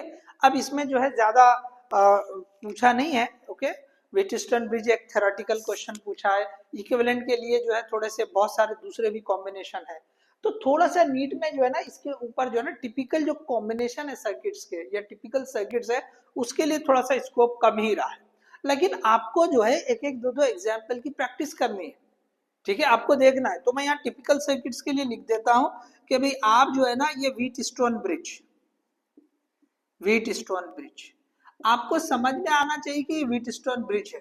तो दो तीन तरह से, चार तरीके से अलग अलग सर्किट बनता है, वो चार एग्जाम्पल आप कर लें, ओके, आप चार एग्जाम्पल कर लें, ठीक है। आप चाहे तो जो है जो रेगुलर क्लास है, ओके, जो है आप वीडियोस देख सकते हैं, करंट इलेक्ट्रिसिटी के जो वीडियोस है, ओके, आप जो है ना प्लेलिस्ट में जाके आप देख सकते हैं, ठीक है। तो उसमें आपको जो है ना टिपिकल कॉम्बिनेशन, टिपिकल जो सर्किट्स है उनकी इक्विवेलेंट रेजिस्टेंस क्या होगी, तो उसमें आपको व्हीटस्टोन ब्रिज की पॉसिबिलिटी बता दी है। बेसिक जो स्ट्रक्चर होता है वो तो ये ऐसा होता है, आपको पता ही है। इसके बाद इससे हटके भी और जो तीन चार शेप बन सकते हैं ना, वो क्वेश्चन भी आपको बताए गए। तो आप व्हीटस्टोन ब्रिज से रिलेटेड क्वेश्चंस कर लेंगे। सिंपली क्या होता है कभी अपोजिट वाले का प्रोडक्ट सेम आता है, आपको बैलेंस्ड ब्रिज ही देगा। तो आप क्या करेंगे, ये जो बीच में जो रेजिस्टेंस होगी इसको रिमूव कर देंगे। बैलेंस्ड ब्रिज में क्या होता है कि भाई ये जो है ये सेंटर वाली ये वाली, ओके, इसको आप रिमूव कर देते, तो सिंपली ये दोनों सीरीज और आमने सामने पैरेलल हो जाते हैं वो, तो इजीली आप उसको वर्कआउट कर सकते हैं। ठीक है, तो ये जो है व्हीटस्टोन ब्रिज से रिलेटेड आप क्वेश्चन कर सकते हैं। उसके बाद आप जो है infinite ladder, okay, infinite ladder, तो इनफाइनाइट लैडर के लिए जो है ये भी आपको टिपिकल सर्किट आप जो है वीडियो में आप देख सकते हैं कि भी उसको किस तरह सॉल्व किया जाता है, क्या जो है उसको मेथड है, ओके। और उसी के साथ में जो है जैसे कुछ शॉर्ट्स भी हमने बनाए, तो आप उसमें देख सकते हैं कि शॉर्ट ट्रिक क्या है, ओके, एक ही मिनट में सॉल्व हो जाएगा विद इन 1 मिनट। ठीक है, उससे भी कम टाइम में शॉर्ट ट्रिक आप यूज करें लैडर के लिए, तो लैडर के लिए हमने शॉर्ट्स बनाए हुए हैं जिसमें ट्रिक बताई गई है। ठीक है, तो आप वो यूज कर सकते हैं। इसी तरह से तीसरा जो है ना वो क्यूब वाला सर्किट जैसा, तो क्यूब के लिए भी मैंने डायरेक्ट जो है ट्रिक बताई हुई है, आप जो है डायरेक्ट वीडियो में से आप देखो कि भाई ये जो है ना रेजिस्टेंस जो पूछ रहा है कि वो 2 पॉइंट वो जो है साइड है या वो जो है फेस डायगोनल है या बॉडी डायगोनल है, बस खाली ट्रिक देख लो, उसमें कोई वर्कआउट करना नहीं, सिंपली आप वो देख लो कि भाई किस तरह से हम जो है ना लिखते हैं, वो लिख दें आप, तो इंशाल्लाह जो है वो जो भी है ओके इजीली जो है हो जाएगा। ओके, सो अब यहाँ पे देखिए ये जो क्यूब वाला एग्जाम्पल है, तो इसमें कोई वर्कआउट नहीं करना है, डायरेक्ट आपको जो बताया गया है ओके बस वो हिसाब से आपको आंसर लिख देना है। ठीक है, अब देखिए यहाँ पे इससे आगे जो रहेगा, ओके, तो लैडर हो गए, ओके। अब इसके बाद जो है आपको जो सिमेट्री वाले सर्किट्स होते हैं, ओके, तो सिमेट्री वाले सर्किट्स आप देख सकते हैं, यहां पे लिख देता हूं मैं 4th one, okay, axis symmetry, okay, horizontal axis, vertical axis symmetry, वो वाले आप जो है ना एक एग्जांपल आप कर ले, बस आप जो उतना कर लेंगे टिपिकल सर्किट से, तो आपको जो है ना मतलब एक श्योरिटी रहेगी कि भाई हाँ अगर कुछ पूछ ले तो हमको करने आता है, तो आप जो है ना, इसलिए यहाँ पे मैं इसको वक्त नहीं दे रहा हूँ ज्यादा, ठीक है ना, आप एक दो एग्जाम्पल कर लो, क्यों, तो भाई इसके ऊपर कोई खास इम्फेसिस नहीं है जो है नीट में, ओके, नीट में नहीं, ओके, जेई में है लेकिन नीट में नहीं है, तो आपको सिंपली इसलिए मैंने रिफर करने के लिए बोला, जो वीडियोस है हमारे ओके प्लेलिस्ट में जाइए, करंट इलेक्ट्रिसिटी चैप्टर, उसमें आप जाके जो है ना इसका जो है देख लीजिए, 1 या 2 वीडियो है उनमें ये सारा डिस्क्राइब किया गया है, ओके। और साथ में जो है ना कुछ शॉर्ट्स आप देख लीजिए, शॉर्ट सर्च कर लीजिए जो है हमारे चैनल पर, ओके, उसमें आपको इसके मिल जाएंगे, तो आपको बहुत ही मतलब शॉर्ट वे में जो है किस तरह करते हैं वो 1 ही मिनट के अंदर शॉर्ट में डिस्क्राइब कर दिया है, तो आप वो भी जो है देख सकते हैं। ठीक है, चलिए, तो ये हो गया कि भाई जो टिपिकल सर्किट्स होते हैं वो हमने डिस्कस कर लिए, तो ये जो है ग्रुपिंग ऑफ रेजिस्टेंस, तो वेरियस पॉसिबिलिटीज को हमने डिस्कस कर लिया। अब उसके बाद देखिए नेक्स्ट जो आता है सेल्स। अब यहाँ सेल पे जाने से पहले 1-2 चीजें हम और डिस्कस कर लेते हैं। देखो रेजिस्टेंस से रिलेटेड जो है कुछ पॉइंट्स हम और बता देते हैं आपको। देखिए रेजिस्टेंसेस यहाँ पे 2 और पॉइंट जो है जो ऐड कर रहे हैं, तो वो भी जो है आप बस याद रख ले, उसके ऊपर भी कोई खास एम्फेसिस नहीं है, लेकिन आप याद रख लो। चलो मैं यहाँ पे बताता हूँ, ये रब कर देंगे, ओके, चलो ये रब कर देते हैं। देखिए जैसे क्यूबाइड होता है, ठीक है ना, क्यूबाइड जैसे, तो क्यूबाइड जैसे यहाँ पे जो है ना ये समझ लीजिए, चलो ये जो है ये शेप समझ लीजिए आप, ये तो ये क्यूबाइड शेप है, तो ये 2 एंड, ठीक है, ये 2 एंड में के बीच में रेजिस्टेंस कितनी होगी, या ये 2 एंड के बीच में रेजिस्टेंस कितनी होगी, या ये वाला और ये वाला एंड इनके बीच में रेजिस्टेंस कितनी होगी, ये आपसे पूछा जा सकता है। जैसे अगर बुक लेंगे आप तो बुक से समझ में आ जाएगा, ठीक है, तो बुक से आप जो है ना समझ सकते हैं। तो यहाँ पे जो है आपको एक जो है cuboid, okay, resistance between 2 points, resistance between 2 points, तो ये जो है इस तरह से आप ड्रॉ करके जो है चेक कर ले सकते हैं। ये ऐसे हमने बता दिया, सपोज ये ऐसे, तो ये 2 पॉइंट आप ले सकते हैं, ये ऊपर के 2 ले सकते हैं, फ्रंट और बैक ले सकते हैं, तो इनके बीच में रेजिस्टेंस कितनी होगी, ठीक है। तो आपको जो है ना जैसे मोटा थिक वायर है, अब उसके हिसाब से कोई मटेरियल ऐसा है, तो अब उसके लिए आप चेक कर सकते हैं, ठीक है। तो इसके लिए भी आप देख लो कि भाई ये जो है ना आपको कौन सा एरिया लेना है, कौन सी लेंथ लेना है, ये बहुत जरूरी है। तो अगर ये 2 पॉइंट ले रहे हैं, इन 2 पॉइंट के बीच में रेजिस्टेंस कितनी होगी, तो आपको ये लेंथ हो गई, ये वाली क्या हो गई, ओके चलो ये इसको मैं थोड़ा सा यहाँ बताता हूँ, ये पॉइंट है ना, तो ये उसकी लेंथ हो गई, ठीक है, इसको लेंथ मान लिया। ओके, अब देखो यहाँ पे क्या होता है कि ये ब्रेड्थ है और ये हाइट है, तो ये वाला क्रॉस सेक्शन एरिया हो जा रहा है उसको, ये वायर ऐसा है लंबा, ऐसे जा रहा है, ये वाला, ये इस तरह से, ठीक है। तो अब ये जो वायर है ये ऐसा, ओके, ये उसका क्रॉस सेक्शन एरिया, ये उसकी लेंथ, बस आप लिखो ऐसे। ऐसे ही दूसरे पॉसिबिलिटी भी आप देख सकते हैं। तो आप एक मोटा सा ऐसा एक बॉक्स लो, और या कोई ठीक ऐसी मोटी बुक होगी तो आप उससे जो है समझने की कोशिश करो। तो मैंने एक एग्जाम्पल के तौर पे बता दिया है, ठीक है। अब देखिए ये क्यूबॉइड के बाद एक और एग्जाम्पल इसमें आता है, हॉलो सिलेंडर। हॉलो सिलेंडर मतलब ये इस तरह से जो है हमने ये जो है ले लिया, तो इसमें जो है ये जो थिक, ये जो हॉलो सिलेंडर है, तो ये शेडेड एरिया, ये इतना, ये उसकी थिकनेस हम बता दे रहे हैं, ये जो है ना ये उसकी थिकनेस है, ठीक है। अब ये 2 पॉइंट के बीच में, तो ये सॉलिड नहीं है, ये हॉलो है, मतलब ये जो शेडेड एरिया यही तो मटेरियल या कंडक्टर है, वो उसकी रेजिस्टेंस क्या होगी। तो जैसे ये पेन हो रहा है, ये देख ले रहे हैं, तो देखो इसका आउटर और इनर रेडियस थोड़ा सा माइनर सा फर्क है, तो सेम यही शेप, सेम यही शेप समझ ले, ओके यही है, सेम शेप क्या यही है समझ ले, ठीक है ना।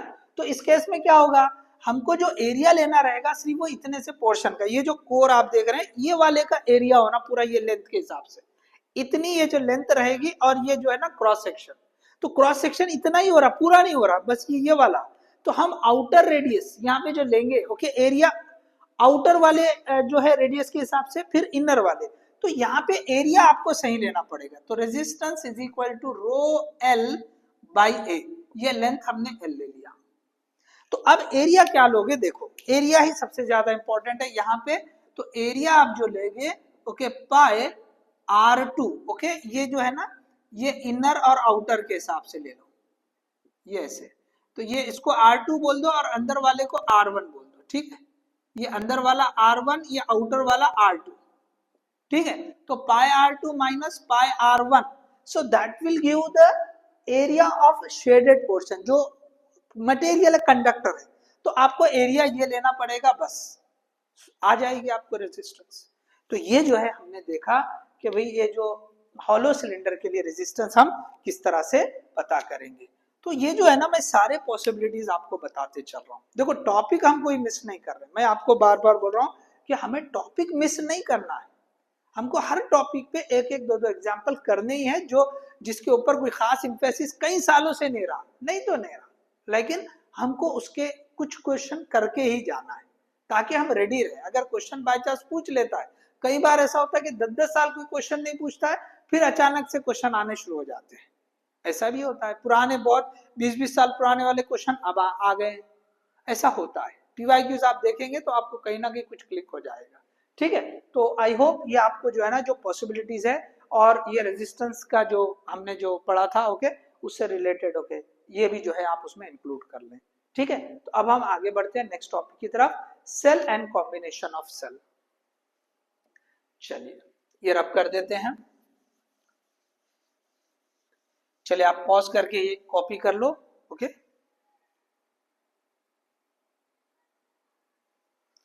चलिए सो सेल्स, देखिए ये जो है सिंपली ये जो है इस तरह से हम बताते हैं।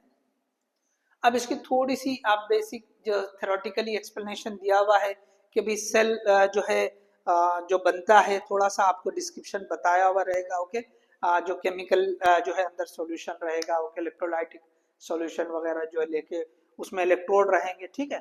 तो सेल की जो इंटरनल रेजिस्टेंस होती है, ओके सेल की इंटरनल रेजिस्टेंस किन पे डिपेंड करती है, एक बहुत पुराना पीवाईक्यू जैसे जो है वो पूछा था, तो आप जो है ना वो उसके लिए जो थोड़ा सा चेक कर सकते हैं, ओके कि भाई इंटरनल रेजिस्टेंस जो है उसके अरेंजमेंट की वजह से हो सकती है, depends on concentration of that electrolytic solution, ये जो इलेक्ट्रोड प्लेस होते हैं या इलेक्ट्रोड का जो एरिया हो सकता है, ओके उस पर भी डिपेंड करता है, और टेम्परेचर ऑफ इलेक्ट्रोलाइटिक सॉल्यूशन इस पर भी डिपेंड करता है, ठीक है।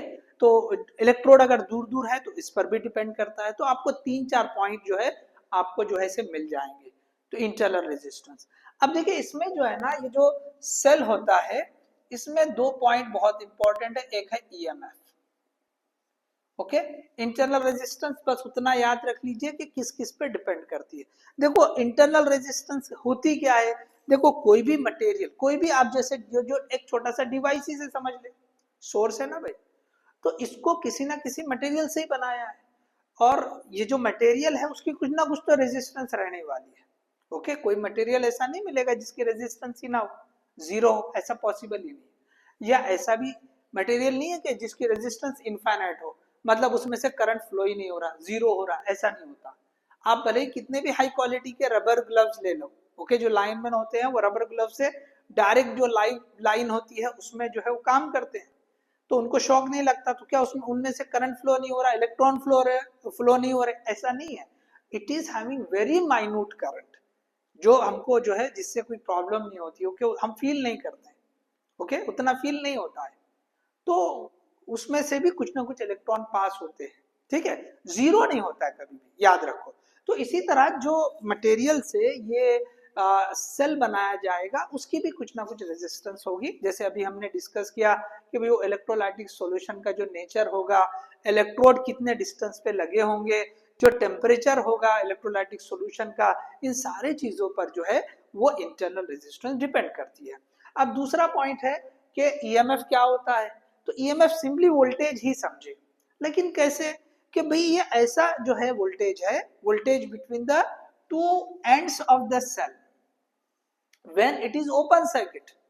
ओके, जब ये ओपन सर्किट है, ओके, इसके साथ में कोई और सर्किट कनेक्टेड नहीं है, तो वो जो वोल्टेज मेजर होता है उसको हम ईएमएफ करते हैं। क्या कहते हैं उसको, ईएमएफ, इलेक्ट्रोमोटिव फोर्स। तो ये जो है सिंपल सी इसकी जो है डेफिनेशन है।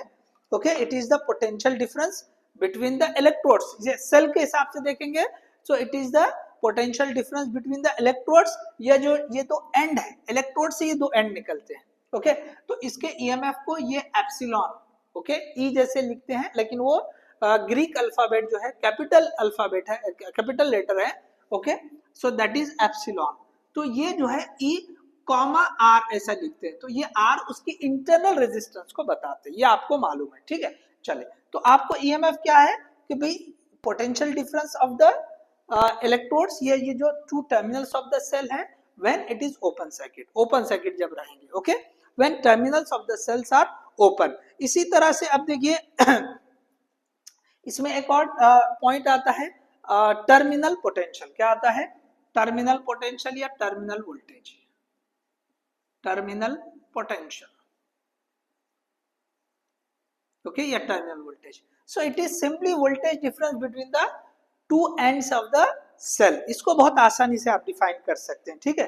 तो क्या लिखेंगे आप टर्मिनल पोटेंशियल को, it is the potential difference, okay, between the 2 points of cell, ठीक है, ऐसे आप जो है डिफाइन कर सकते हैं। चलो यहाँ पे potential difference, potential difference between two terminals of cell. तो ये सेल के जो दो टर्मिनल है इनके बीच के का जो पोटेंशियल डिफरेंस है उसी को हम क्या कहते हैं, टर्मिनल पोटेंशियल। और ये जो टर्मिनल पोटेंशियल ही ईएमएफ होगा जब ये दोनों टर्मिनल ओपन सर्किट रहेंगे, ओपन रहेंगे, ओके।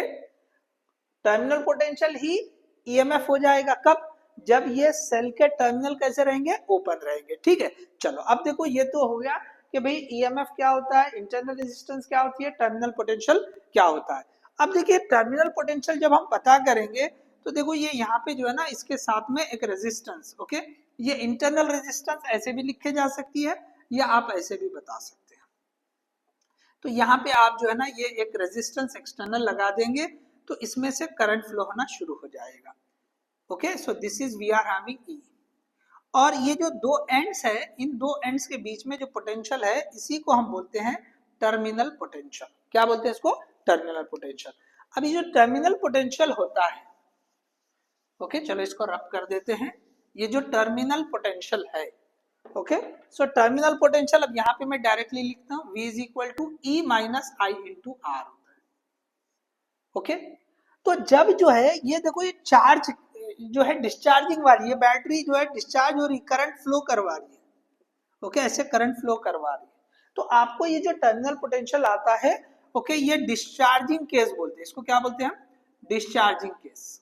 जो नॉर्मली पढ़ते हैं वो डिस्चार्जिंग वाला केस होता है, बैटरी डिस्चार्ज हो रही है, मतलब बैटरी जो है ना ये चार्ज दे रही है, करंट फ्लो हो रहा है इसे, तो ऐसे केस में टर्मिनल पोटेंशियल क्या होता है, ई माइनस आई आर। अब इससे रिलेटेड आपको ग्राफ भी पूछ सकता है, ओके, इससे रिलेटेड आपको ग्राफ भी पूछ सकता है, ओके, वी और आर के बीच में, ओके, ये वी और आर के बीच में, ये वी है और ये आर है, तो आप इसको ऐसा लिख सकते हैं माइनस आई आर इनटू ये सॉरी प्लस ई, तो y is equal to M X plus C, तो ये जो है ना माइनस आई, ये क्या हो जाएगी, ये जो है आपको इस तरह से मिल जाएगी ये वाली, ठीक है।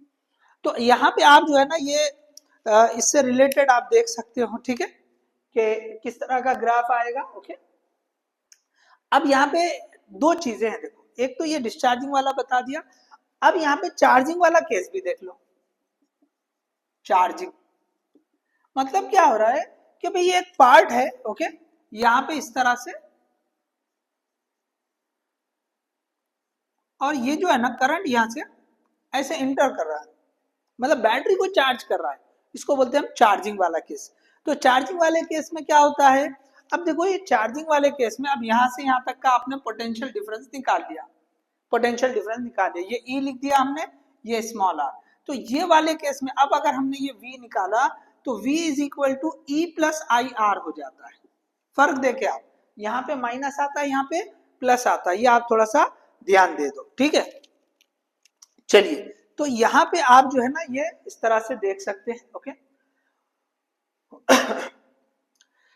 चलो, तो ये जो है हमने देख लिया, ओके। अब आगे बढ़ते हैं, तो यहां आपको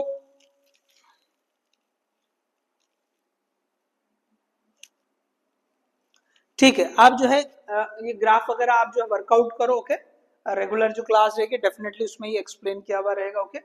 सो आप इसको वर्कआउट कर लो, ठीक है। यहाँ पे आप जो है जब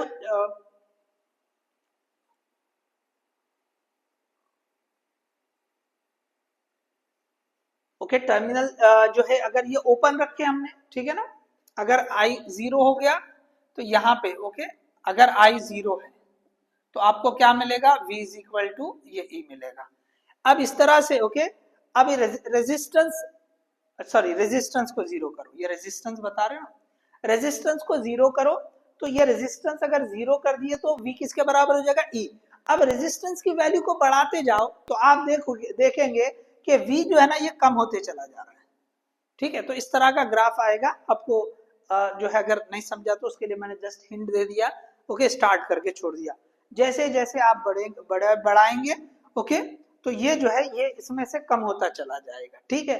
और ये आर की वैल्यू अगर जितना ज्यादा होगी तो ये प्रोडक्ट भी ज्यादा होगा, ये प्रोडक्ट ज्यादा तो इसका डिफरेंस कम होते चलेगा, कम होते चले जाएगा, और फाइनली जो है वो 0 तक रीच हो सकता है। आपने इतनी बढ़ा दिया कि ये दोनों इक्वल हो गए, तो आंसर सिंपली 0 हो जाएगा, ओके।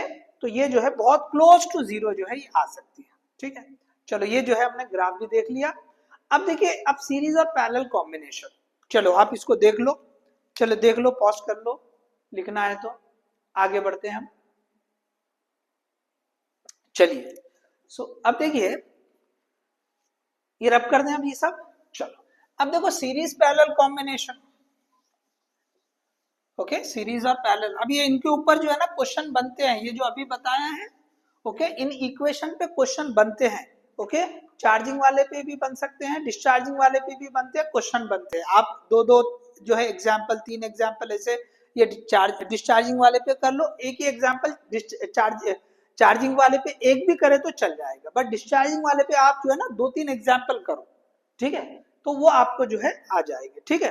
तो हमने जो है ये वाला टर्म देख लिया। अब सीरीज एंड पैरेलल कॉम्बिनेशन, तो सीरीज कॉम्बिनेशन देखो ये बहुत आसान से, ये कोई मुश्किल नहीं है, आपको सिंपली एक रेफरेंस के तौर पे बता देता हूं। अगर ये एक जैसे डायरेक्शन में है तो ये E1 प्लस E2 हो जाता है नेट, ओके, जो E इक्विवेलेंट हो जाएगा, ओके, ये E इक्विवेलेंट, और ये R1 ये R2, तो ये हम लिख सकते हैं, okay, R1 plus R2 is equal to ये R इक्विवेलेंट। इसी तरह से पैरेलल की अगर बात करेंगे, ठीक है ना, ये सॉरी ये सीरीज, तो ऐसे कितने भी रहने दो, ये सिमिलर रहेंगे, ओके, सब सेम रहेंगे।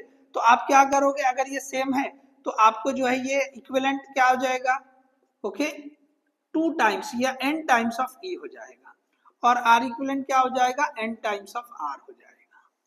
ठीक है, अब इस सीरीज कॉम्बिनेशन में जो है, जैसे सपोज n जो है कनेक्टेड है, okay, n number of cells are connected, तो इसमें आपको एक क्वेश्चन पूछता है कि n आइडेंटिकल सेल्स में अगर m सेल्स रॉन्गली कनेक्टेड है, रॉन्गली कनेक्टेड का मतलब क्या, कनेक्शन उल्टा हो गया, कनेक्शन क्या हो गया, उल्टा हो गया। तो अगर यहाँ पे n आइडेंटिकल सेल्स है, okay, n identical sales, okay, so m out of n cells are wrongly connected, okay, wrongly connected, wrongly connected है, तो आप क्या करोगे, ठीक है, तो इक्विवेलेंट क्या हो जाएगा, ओके, अब देखो एक रॉन्गली कनेक्ट है तो एक अगर पॉजिटिव का निगेटिव हो गया तो वो दो को दूसरे को भी कैंसिल कर देगा, ओके, दूसरे को भी वो कैंसिल कर देगा। तो क्या करेंगे हम यहाँ पे, ये n minus m wrongly connected है तो डबल कैंसिल हो जाएंगे, तो ये n माइनस 2m इंटू ई, ये जो है इक्विवेलेंट आएगा। लेकिन रेजिस्टर सब सीरीज में है तो यहाँ पे सिंपली जो R इक्विवेलेंट होगा that will B n times of R। तो आप इसके ऊपर भी आप क्वेश्चन करें, ओके। अब देखिए इसके बाद जो है पैरेलल कॉम्बिनेशन आता है, ओके, इससे रिलेटेड जो है क्वेश्चन जो है ग्राफिकल एक क्वेश्चन भी जो है पूछा था ओल्ड पीवाईक्यूज में कि सेल्स को अगर हम कम करेंगे, ओके, सेल्स को अगर कम करें, एक n आइडेंटिकल सेल दे दिया है, अब उसमें जो है करंट का रिलेशन, ओके, ग्राफ पूछा है करंट के लिए, ओके, करंट वर्सेस नंबर पर, ऐसे ऐसे एग्जांपल दे दिया, देखो इस तरह का, ये इस तरह का एग्जांपल दे दिया, ठीक है। ये आगे जो है ना, ये यहाँ पे n जो है ये कनेक्टेड है, अब इसमें से n सेल्स में से, ओके, n सेल्स में अब इसको अगर कम करें, ओके, तो इसमें से जो करंट फ्लो होगा, ये करंट और ये जो काउंट है n, इसका ग्राफ पूछा है, ओके, इसका ग्राफ, ये I वर्सेस n। तो n के चेंज होने से करंट पे कोई इफेक्ट नहीं होता, कि देखो जितने भी रहेंगे E प्लस ई दो रहेंगे तो रेजिस्टेंस भी दो की जाएगी, समझ में आ रहा। तो हम क्या करेंगे, current is equal to 2E divide by 2R, okay, 2E divide by 2R, 2 cancel, E by R ही रहेगा करंट। अगर 3 सेल्स रहेंगे तो 3 सेल्स का वोल्टेज कितना हो जाएगा, EMF टोटल 3E हो जाएगा, और तीनों की इंटरनल रेजिस्टेंस सीरीज में है तो 3R हो जाएगी, 3 कैंसल, तो आपको ग्राफ ऐसे कांस्टेंट आएगा। तो ये भी जो है क्वेश्चन जो है इस तरह का बन सकता है, ठीक है, ऐसा आया होगा। तो आप जो है इससे रिलेटेड जो है वर्कआउट करो, ओके। अब इसके बाद जो है पैरेलल कॉम्बिनेशन की बात करते हैं सेल्स की, चलिए ये रब कर दें, ओके, चलो ये रब कर देते हैं, चलिए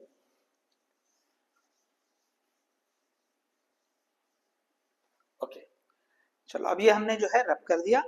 अब देखिए जो पैरेलल कॉम्बिनेशन है, अब बात करते हैं पैरेलल कॉम्बिनेशन, पैरेलल कॉम्बिनेशन, तो पैरेलल कॉम्बिनेशन में सिंपली आपको फॉर्मूला याद रख लें, ओके, बेहतर रहेगा, इजी रहेगा।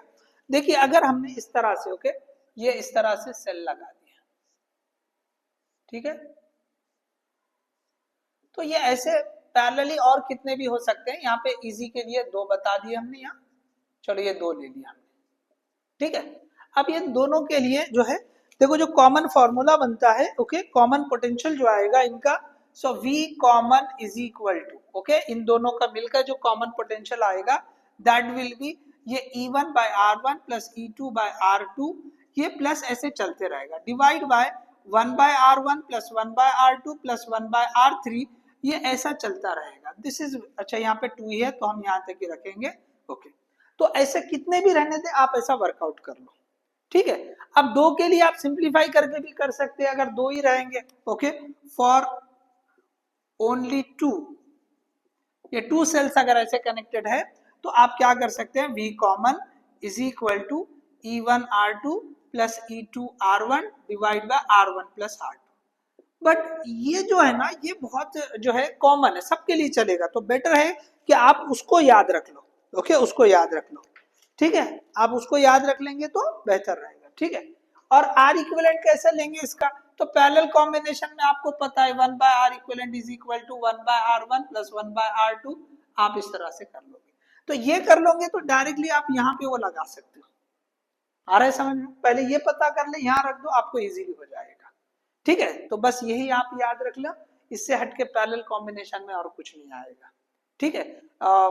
पुराना जो है आप देखेंगे तो कहीं पे आपको सीरीज और पैरेलल को मिक्स करके एक एग्जांपल जो है ना फिश का दिया था, ईल फिश बोल के एक एग्जांपल आपको कहीं पे मिलेगा। ओके, पुराने डीपीपी वगैरह में या जो क्वेश्चंस के जो भी आपके पास प्रैक्टिस के बुक है उसमें मिलेगा, तो उसमें उसने सीरीज और पैरेलल दोनों कॉम्बिनेशन को यूज करके क्वेश्चन दिया था, ठीक है। बट अभी जो है इससे ज्यादा की जो है इसकी पॉसिबिलिटी नहीं है।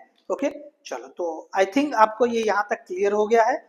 अब देखिए अभी आगे जो है नेक्स्ट टॉपिक जो है किरचॉफ लॉ, इस पे जाने से पहले देखिए जो और पॉसिबिलिटी जो क्वेश्चंस की बन सकती है हम वो भी थोड़ा सा डिस्कस कर लेंगे।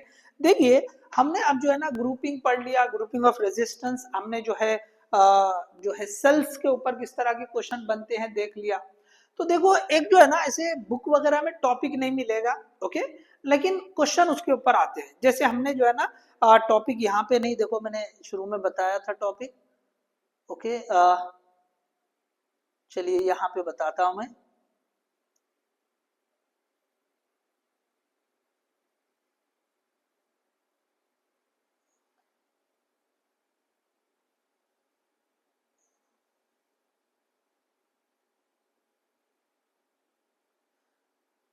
ओके, यहाँ पे मैंने जो है बताया है equivalent resistance and Ohm's law using question current end voltage divider rule.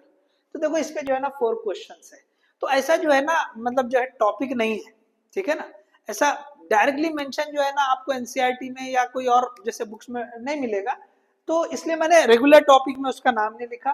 तो इसके ऊपर भी जो है ना क्वेश्चन, तो आपने जो है ना जैसे आप सर्किट्स देखते हो, एक जैसे एग्जांपल दे देगा कि आपको जो है ना ये ऐसे एक दो रेजिस्टेंस दे देगा, ठीक है, और यहाँ पे आपको एक जो है ना सेल दे देगा, ये V, ये R1, ये R2, इस तरह के कुछ कॉम्बिनेशन। या आपको जो है ना इस तरह का भी क्वेश्चन आपने देखा होगा कि ये जो है ना ये इस तरह का जो है ये ट्रायंगल वाला एग्जांपल, ये भी जो है ना पीवाईक्यू में बहुत है, जेई के पीवाईक्यू में तो कई सारे बार है, अलग अलग वैल्यू देकर पूछा है, और आपको अपने नीट के जो पीवाईक्यू रहेंगे ओल्ड वाले उसमें भी इस तरह का क्वेश्चन है। तो ये जो है ना ये आप आर इक्विवेलेंट पता करेंगे तो आपको ये करंट आ जाएगा। यहाँ पर भी आर इक्विवेलेंट लेंगे, बहुत इजी होते हैं, ओके, थोड़े से बदल के दे सकता है, या ऐसा कर सकता है कि भाई यहाँ पे जो है ना ये एमीटर लगा दे, बोले कि एमीटर की रीडिंग बताओ, या कुछ और थोड़ा सा चेंज करेगा और पूछेगा कि भाई यहाँ ये वोल्ट मीटर लगा दिया, बताओ वोल्ट मीटर की रीडिंग क्या होगी।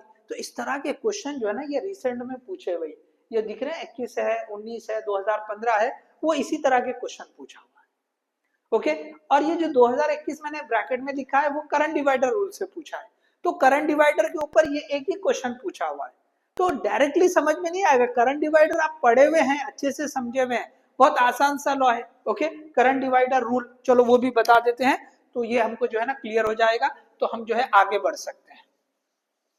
अब देखिए यहाँ पर ये जो है ना देखो करंट डिवाइडर रूल, इसको जो है ना ये भी आप जो है ना डिटेल थोड़ा सा जो है जो करंट इलेक्ट्रिसिटी वाला चैप्टर है उसमें जो उसकी जो प्लेलिस्ट है उसमें से आप देख सकते हैं, ठीक है, उसमें बहुत क्लियरली बताया हुआ है। आप जो है ना हमारे चैनल का जो प्लेलिस्ट है उसमें आप करंट इलेक्ट्रिसिटी में जाके इसको देख सकते हैं। अब देखिए यहाँ पे ये R1 और ये R2, इसमें से ये टोटल करंट I है, ये I1 करंट, ये I2 करंट। तो अगर आपको जो करंट पता करना है उसके अपोजिट वाली रेजिस्टेंस लेंगे, डिवाइड में दोनों का सम कर लेंगे और मल्टीप्लाई बाय टोटल करंट। अगर I2 की बात करेंगे, I2 के अपोजिट में R1 है, divide by R1 plus R2 into total current, आप इस तरह से कर सकते हैं, ओके, आप इस तरह से कर सकते हैं। तो इसके ऊपर सेम जो है ना ये क्वेश्चन 2021 में पूछा है, ठीक है। तो चले हम अब आगे बढ़ते हैं कि जो है आपको यस किरचॉफ लॉस। अब देखिए किरचॉफ लॉ के ऊपर जो क्वेश्चंस है ओके चलिए इसको मैं रब कर देता हूं, केसीएल एंड केवीएल। तो KCL KVL, okay KCL simply okay node जो रहेगा, ओके सो नोड पे जो करंट होता है, okay algebraic sum of all the currents to a node is equal to 0। Okay node पे जो करंट आता है, तो ये जैसे अगर सिंपली ऐसा पढ़ ले हम, तो ये करंट I1, ये करंट I2, ये करंट I3, ठीक है। अब ये आप, मैं जस्ट रिवाइज कर रहा हूँ क्वेश्चन कैसे पूछता बस वो बता रहा हूँ। तो ये जो है ना, ये sum of incoming is equal to sum of outgoing भी आप लिख सकते हैं। तो इस पे जो है ना, मैंने आपको क्वेश्चन बोला था कि भाई आप ये जो इस तरह के जो एक दो क्वेश्चन है आप वो देखें, ओके। या और एक क्वेश्चन ऐसा भी दिया था कि भाई ये दोनों ऐसे निकलते हैं, फिर यहाँ से और एक निकलता है, फिर जो है ये आगे जाके फिर ऐसे सेपरेट हो जाते हैं। तो यहाँ पे जो भी सम होगा, ये जैसे करंट दे दिया सपोज 2, ये 3, अब यहाँ पे मिलके जो भी करंट हो जाएगा, यहाँ पे फिर देता है ये 1 एम्पियर, यहाँ पे 1.5 दे दिया सपोज। देखो 2 और 3 ये 5 हो गया, 5 में से इधर 1 निकल गया तो ये कितना हो जाएगा, ये 4 हो जाएगा, 1.5 रहेगा तो ये कितना आ जाएगा, this is the current I. वो आपको यहाँ पे बोलता है कि ये करंट आई है, ये पता करो। तो ऐसा भी आप एक क्वेश्चन देख सकते हैं। तो इस तरह के ही आसान क्वेश्चन जो है पूछेगा, और बहुत ज्यादा अगर जैसा रहेगा तो एक आध क्वेश्चन आप ऐसा भी कर लें कि भाई ये जो है ना, ये ऐसे क्वेश्चन जेई में तो बहुत सारे ऐसे है एग्जाम्पल्स, लेकिन नीट में ऐसे नहीं पूछा है। तो आप ये ऐसे R1, ये R2, ये R3, यहाँ पे कुछ वैल्यूज दे देगा V1, V2, ये V3 कुछ वैल्यूज देगा। एक आध दो एग्जाम्पल ऐसे भी आप कर सकते हैं। इसी सर्किट को थोड़ा डिफरेंट तरीके से, मतलब यहाँ पे बैटरी देकर भी बता सकता है, ठीक है। तो आप एक दो एग्जाम्पल कर सकते हैं, लेकिन मेनली ओके केसीएल के ऊपर ये ऐसे ही क्वेश्चन बनने के चांसेस ज्यादा है, ओके। अब अभी तक तो पूछा नहीं है रिसेंट वाले में, पुराने वाले मिलेंगे, बट लास्ट जो 10 ईयर की बात कर रहे हैं उसमें केसीएल पे एक भी क्वेश्चन नहीं है, केवीएल पे क्वेश्चन पूछा है, ठीक है। चलो तो केवीएल क्या है वो भी देख लेंगे, उस पे क्वेश्चन किस तरह का बन सकता है हम वो भी पढ़ लेंगे। चलो देखिए, जैसे ये जो केसीएल है ये नोड पे अप्लाई होता है, तो केवीएल जो है ना लूप पे अप्लाई होता है। किस पे अप्लाई होता है, ये लूप पे अप्लाई होता है। इस तरह से हमने जैसे बता दिया, ओके ये V है, ये R1, ये R2, okay R1 and R2। तो algebraic sum of all the voltages okay in a loop is equal to 0। तो ये जो है ना सारे इसके जो रहेंगे voltages, sum of all the voltages in a loop is equal to 0 होता है। तो यहाँ पे ये वोल्टेज V है, इसका वोल्टेज V1, इसका वोल्टेज V2। अब यहाँ पे साइन कन्वेंशन बहुत जरूरी होता है, ठीक है। तो यहाँ पे आप देख लो किस तरह करते हैं, करंट इंटर हो रहा है तो प्लस, लीव हो रहा है माइनस, इंटर हो रहा है प्लस, लीव हो रहा है माइनस। तो प्लस से माइनस को हम क्या लिखते हैं, निगेटिव लिखते हैं, माइनस से प्लस को हम क्या लिखते हैं, पॉजिटिव लिखते हैं। ये डिक्रीज हो रहा है, ये इंक्रीज हो रहा है। तो यहाँ पे ये माइनस से प्लस इंक्रीज हो रहा है, प्लस से माइनस डिक्रीज हो रहा है, माइनस V1 प्लस से माइनस डिक्रीज हो रहा है, minus V2 is equal to 0, okay is equal to 0। तो अब देखिए ये सारा डिस्कशन आप जो है, मैं फिर से जैसे बोला कि you may refer that one, okay आप जो है ना, आप जो डिटेल वीडियोस होते हैं वो आप प्रेफर कर ले, ठीक है। मैंने आपको बताया कैसा रहेगा, ठीक है। अब देखिए इसके साथ में मेरा जो एम है कि भी क्वेश्चन किस तरह पूछेगा, ओके क्वेश्चन किस तरह पूछेगा, चलो उसको हम देख लेते हैं। अब देखिए इसके ऊपर जो मेन क्वेश्चन है ओके पूछने का, तो उसमें जो है ना ये दो क्वेश्चन जो है इसके ऊपर पूछा है। एक जो है ना ये इस तरह का क्वेश्चन है, ये ऐसा देके पूछा है, इसमें से करंट बता देता है, ये ए ये बी। तो यहाँ पे जो है ना ये केवीएल अप्लाई करने आना जरूरी है। तो ये जो VAB होता है ना, that is equal to minus of KVL, बस ये प्लस माइनस करंट ऐसे इंटर हो रहा है, प्लस माइनस लगा लो बस, इसको R1 लिख दो, इसको R2 लिख दो। तो यहाँ पे जो भी वैल्यू हो गए, मैं यहाँ पे बिना वैल्यू के ओके न्यूमेरिकली आप सॉल्व कर लो, 2016 का क्वेश्चन पूछा हुआ है, ओके यहाँ पे मैं डायरेक्ट बता रहा हूँ कैसे। ये माइनस लिख दिया, देखो प्लस से minus, minus I into R1, ये ड्रॉप कितना हो जाएगा, voltage drop, voltage current into resistance. उसके बाद प्लस से माइनस, इसको कुछ नाम दे दो, V1 नाम दे दो, चलो तो ये हो गया माइनस V1। उसके बाद प्लस से माइनस माइनस, यहाँ से भी ये सेम करंट फ्लो रहा है, तो I इंटू R2 इस तरह से आप करोगे, ठीक है। अच्छा चलो एक वैल्यू ले लेते हैं, ठीक है। अब अगर ये वैल्यू होती यहाँ पे कर लेंगे, चलो ओके यहाँ पे ले लेंगे। तो ये जो है हमको करंट ऐसे बता दिया उसने, ठीक है। तो ये ले लो आप 5 ओम, इसको ले लो आप जो है 6 वोल्ट, और इसको ले लो आप जो है 10 ओम ले लो, ठीक है। तो हम कैसे करेंगे, तो V A B is equal to minus of KVL, KVL लिखते चलना है, प्लस से माइनस माइनस, अब कितना हो रहा है करंट, ये जो है करंट 2 एम्पियर ले लो, करंट ले लो 2 एम्पियर, 2 इंटू 5 ये हो गया आपका 10, लेकिन माइनस 10 आएगा प्लस से माइनस, उसके बाद प्लस से माइनस ये भी माइनस 6 हो जाएगा, उसके बाद प्लस से माइनस ये भी माइनस रहेगा, और यहाँ पे वोल्टेज कितना होगा, 10 ओम की रेजिस्टेंस है, करंट कितना है 2, 2 इंटू 10 ये कितना हो जाएगा 20 हो जाएगा, कितना हो जाएगा 20 हो जाएगा। तो अब आप देख लो ये माइनस, यहाँ पे 10 20 ओके 30, ये हो गया माइनस 36, तो आंसर आ जाएगा 36 वोल्ट। तो आप इस तरह से कर सकते हैं। तो इसी तरह के जो है ना कुछ क्वेश्चन आप जो है ना और भी पीवाईक्यू में देखो आप और कर लो, ठीक है। और ऐसा मतलब ऐसा भी देके पूछ सकता है, तो दोनों तरह के आप क्वेश्चन देखो पीवाईक्यूज में, ओके, तो आपको मिल जाएंगे। तो ये जो है केवीएल के ऊपर क्वेश्चन जो है पूछ सकता है, इससे ज्यादा की डिटेल की जरूरत नहीं है। हाँ, आपको केवीएल की जो इक्वेशन बता रहे हैं ना, इक्वेशन लिखने आना चाहिए।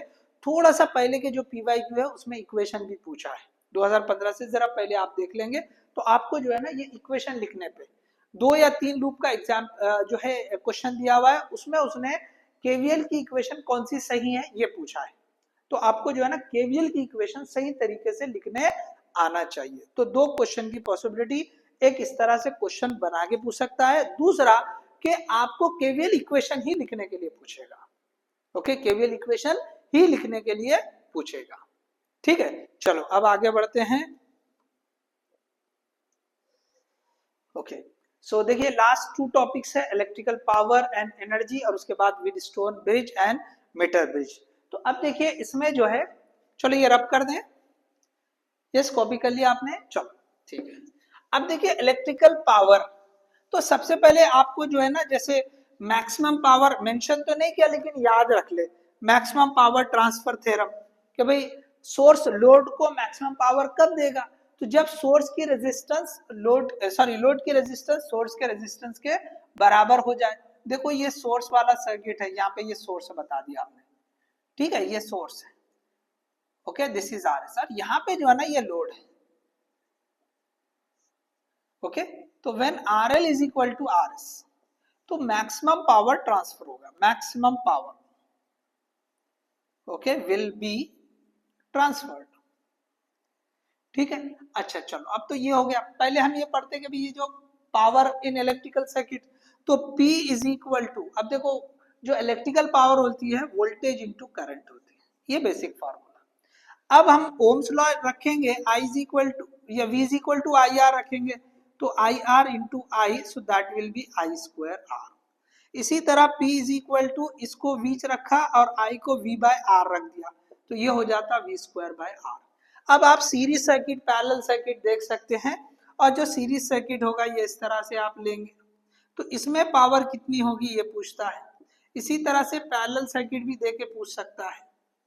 तो देखो जो पैरेलल सर्किट है उसके अंदर जो है ना, देखो ये फॉर्मूले तो किसी के लिए भी चलेंगे, ठीक है, ऐसा कोई फिक्स नहीं है कि भाई यही फॉर्मूला यूज करना, लेकिन इजी जाएगा, ओके। जो सीरीज सर्किट होती है उनके लिए ये वाला फॉर्मूला सीरीज के लिए प्रिफरेबल रहेगा, ओके, क्या बोल रहे हैं, प्रिफरेबल, ओके। तो ये R1, ये R2, ये V, ये R1, ये R2 और ये V, और जो V स्क्वायर बाय R है ये पैरेलल के लिए प्रिफरेबल रहेगा।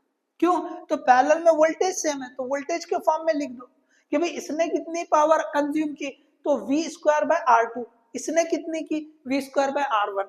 अब अगर ये सीरीज वाला क्वेश्चन है तो अब इसमें वोल्टेज लेंगे, अगर ये वाला फॉर्मूला यूज करना है तो इसका वोल्टेज लेना पड़ेगा, this is V1 and this is V2। तो यहाँ पे फॉर्मूला क्या बनेगा, V1 स्क्वायर बाय R1, इसके लिए क्या बनेगा, V2 स्क्वायर बाय R1, मतलब आपको ये V1 V2 पता करना पड़ेगा, समझे। तो उसके बजाय आप क्या कर सकते हैं, ये सीरीज वाला फॉर्मूला, क्यों कि इसमें से जो करंट फ्लो हो रहा है वो सेम रहेगा, सीरीज सर्किट में करंट सेम होता है, पैरेलल सर्किट में वोल्टेज सेम होता है, ठीक है, समझ में आ रहा है। चलो अब देखिए, अब इसकी पावर लिखना है, तो current I square into this resistance, I square R1, इसकी पावर, इन्हें कितनी पावर कंज्यूम की, इसने कितनी पावर कंज्यूम की, तो आई स्क्वायर R2, या ये पावर डेसिपेट करी जो भी आप बोले, इसकी पावर कितनी आएगी, इसकी पावर, तो सीरीज के लिए ये वाला जो फॉर्मूला है वो प्रेफरेबल है और पैरेलल के लिए ये वाला। इस तरह से आप जो है पावर कैलकुलेट कर सकते हैं। अब इसके बाद दूसरा जो है बल्ब्स। ओके, ये बहुत इंपॉर्टेंट टॉपिक है, इसके ऊपर 2-3 क्वेश्चन जो है पूछा है। ओके, पावर में ज्यादा क्वेश्चन इसी से रिलेटेड पूछा है। ठीक है, ये सब क्लियर हो गया, चलो कॉपी कर लिया। ओके, अब देखिए यहां पर ये जो बल्ब है, तो बल्ब के लिए भी आपको जो है डिटेल वीडियो, ओके, और मैंने कुछ शॉर्ट्स भी बनाए हैं, तो आप वो भी देख लें कि बिल्कुल मतलब कम टाइम में आपको समझ में आ जाएगा। ओके, यहाँ पे मैं जैसे पॉसिबिलिटी की बात कर रहा हूँ क्वेश्चंस की, तो थोड़ा सा किसी को जैसे आइडिया नहीं है तो वो उसके लिए बताना पड़ता है, ठीक है ना। ये जो है बल्ब हमने बना दिया, सपोज सिंबल इसका। तो बल्ब में 2 चीजें होती है, एक होती है रेटेड पावर और एक होती है रेटेड वोल्टेज। मतलब वो कितने पावर जो मैन्युफैक्चर बनाया है और किस वोल्टेज पे काम करता है, मैन्युफैक्चर की तरफ से जो बनाया गया वो जो है उसके रेटेड वोल्टेज होता है। तो यहाँ पे ये सिंपली इस बल्ब को, बल्ब की जगह आप रेजिस्टेंस समझ ले, और वो रेजिस्टेंस क्या होती है, सो that will B, okay, power हमने लिखते हैं, पावर इज इक्वल टू क्या लिखते हैं, पी नॉट, ये V naught square by R. तो आर हो जाएगा V naught square by P. बस अब आप क्या करें कि भाई ये फॉर्मूला यूज कर ले, और इस जो भी बल्ब रहेगा उसको इस तरह से रेजिस्टेंस पता करके सिंपली इसके जगह ऐसा लिख दे। बस जो भी सर्किट रहेंगे, 2 बल्ब रहने दो, 3 बल्ब रहने दो, उसको इस तरह कन्वर्ट कर दो। बस फिर आप सॉल्व कर लो जैसे इलेक्ट्रिकल सर्किट को सॉल्व करते हैं, ठीक है। अब देखिए यहाँ पे ये रेजिस्टेंस को देखो, रेजिस्टेंस रेटेड पावर के इनवर्सली प्रोपोर्शनल है। तो अगर मैं यहाँ पे बोलूं कि P not is greater than P01 is greater than P02, तो इसकी जो रेजिस्टेंस R1 होगी it will be less than R2। जिसकी रेटेड पावर ज्यादा उसकी रेजिस्टेंस कम होती है। इसके ऊपर भी क्वेश्चन बनते हैं, ठीक है, इसके ऊपर भी क्वेश्चन बनते हैं। ओके, इसी तरह से अब जो है आगे बढ़ेंगे आप, तो जैसे पावर जो कंज्यूम्ड हो गया, अब सीरीज में बल्ब कनेक्टेड है, पैरेलल में बल्ब कनेक्टेड है, तो ये सारी डिटेल जो है ना आप जो है रेफर कर सकते हो। ओके, तो सीरीज में क्या होता है कि power consumption, okay, power consumption और ये जो रेटेड पावर है वो डायरेक्टली प्रोपोर्शनल रहते हैं। Okay, they are same, okay, they are directly proportional. और यहाँ पे सीरीज सर्किट में क्या होता है, जिसकी पावर कम होती है वो ज्यादा ब्राइट होता है, जिसकी पावर कम होती है वो ज्यादा ब्राइट ग्लो करता है, ठीक है। इसी तरह अब जैसे जो पैरेलल सर्किट होता है उसमें क्या होता है, जिसकी पावर ज्यादा होती है, रेटेड पावर, वो ज्यादा ग्लो करता है। तो ये पॉइंट्स आप याद रखो। ओके, सीरीज सर्किट में क्या होता है, जिसकी रेटेड पावर कम वो ज्यादा ग्लो करेगा, ज्यादा ब्राइटनेस के साथ ग्लो करेगा। ओके, इसी तरह से जो पैरेलल कॉम्बिनेशन में क्या होता है, जिस बल्ब की रेटेड पावर ज्यादा वो ज्यादा ब्राइट ग्लो करेगा, ठीक है। अब इसी के साथ में जो होता है कि भी ब्राइटनेस कम कब होगी, ज्यादा कब होगी, फ्यूज कब हो जाएगा। देखिए जो सप्लाई वोल्टेज है, ओके, सप्लाई वोल्टेज अगर जो है हम, ओके, सप्लाई वोल्टेज को हम जो रेटेड वोल्टेज है इसके बराबर देंगे तो फुल ब्राइटनेस आएगी, full brightness, okay, full brightness से ग्लो करेगा। और अगर V जो है लेस देन V0 है तो लो ब्राइटनेस, ओके, लो ब्राइटनेस। लेकिन V ग्रेटर देन V0 अगर रहेगा तो यहाँ पे ये फ्यूज हो जाएगा, क्योंकि बल्ब जिस वोल्टेज पे ऑपरेट होने के लिए बनाया गया, काम करने के लिए बनाया गया, उससे ज्यादा अगर आप सप्लाई वोल्टेज दे दोगे तो वो तो फ्यूज हो जाएगा, मतलब खराब हो जाएगा, डैमेज हो जाएगा। तो आप ये भी पॉइंट को याद रखो। अच्छा, अगर आप सीरीज पैरेलल कॉम्बिनेशन में बल्ब की पावर पता करना चाहें तो सिंपली क्या होगा कि सीरीज कॉम्बिनेशन में जैसे ये बल्ब है, ओके, ये बल्ब, तो इनकी अगर आपको पावर पता करना है, ओके, ये P01 ये P02, तो इनकी जो पावर आएगी, okay, 1/P equivalent, 1/P is equal to 1/P01 plus 1/P02। अगर आइडेंटिकल बल्ब रहेंगे तो पावर हाफ हो जाएगी, जितने भी रहेंगे उससे डिवाइड कर लेंगे। जैसे रेजिस्टेंस का पैरेलल वाला रूल होता है वैसा ही रूल यहाँ पे बल्ब के सीरीज में काम करता है। ओके, रेजिस्टेंस का पैरेलल वाला रूल यहाँ पे बल्ब के सीरीज वाले केस में काम करता है। इसी तरह अगर यहाँ पे हम बात करेंगे कि भाई ये बल्ब पैरेलल है तो इसमें क्या हो जाता है कि पावर जो है बढ़ जाती है। ओके, तो पावर इज इक्वल टू ये P01 प्लस P02।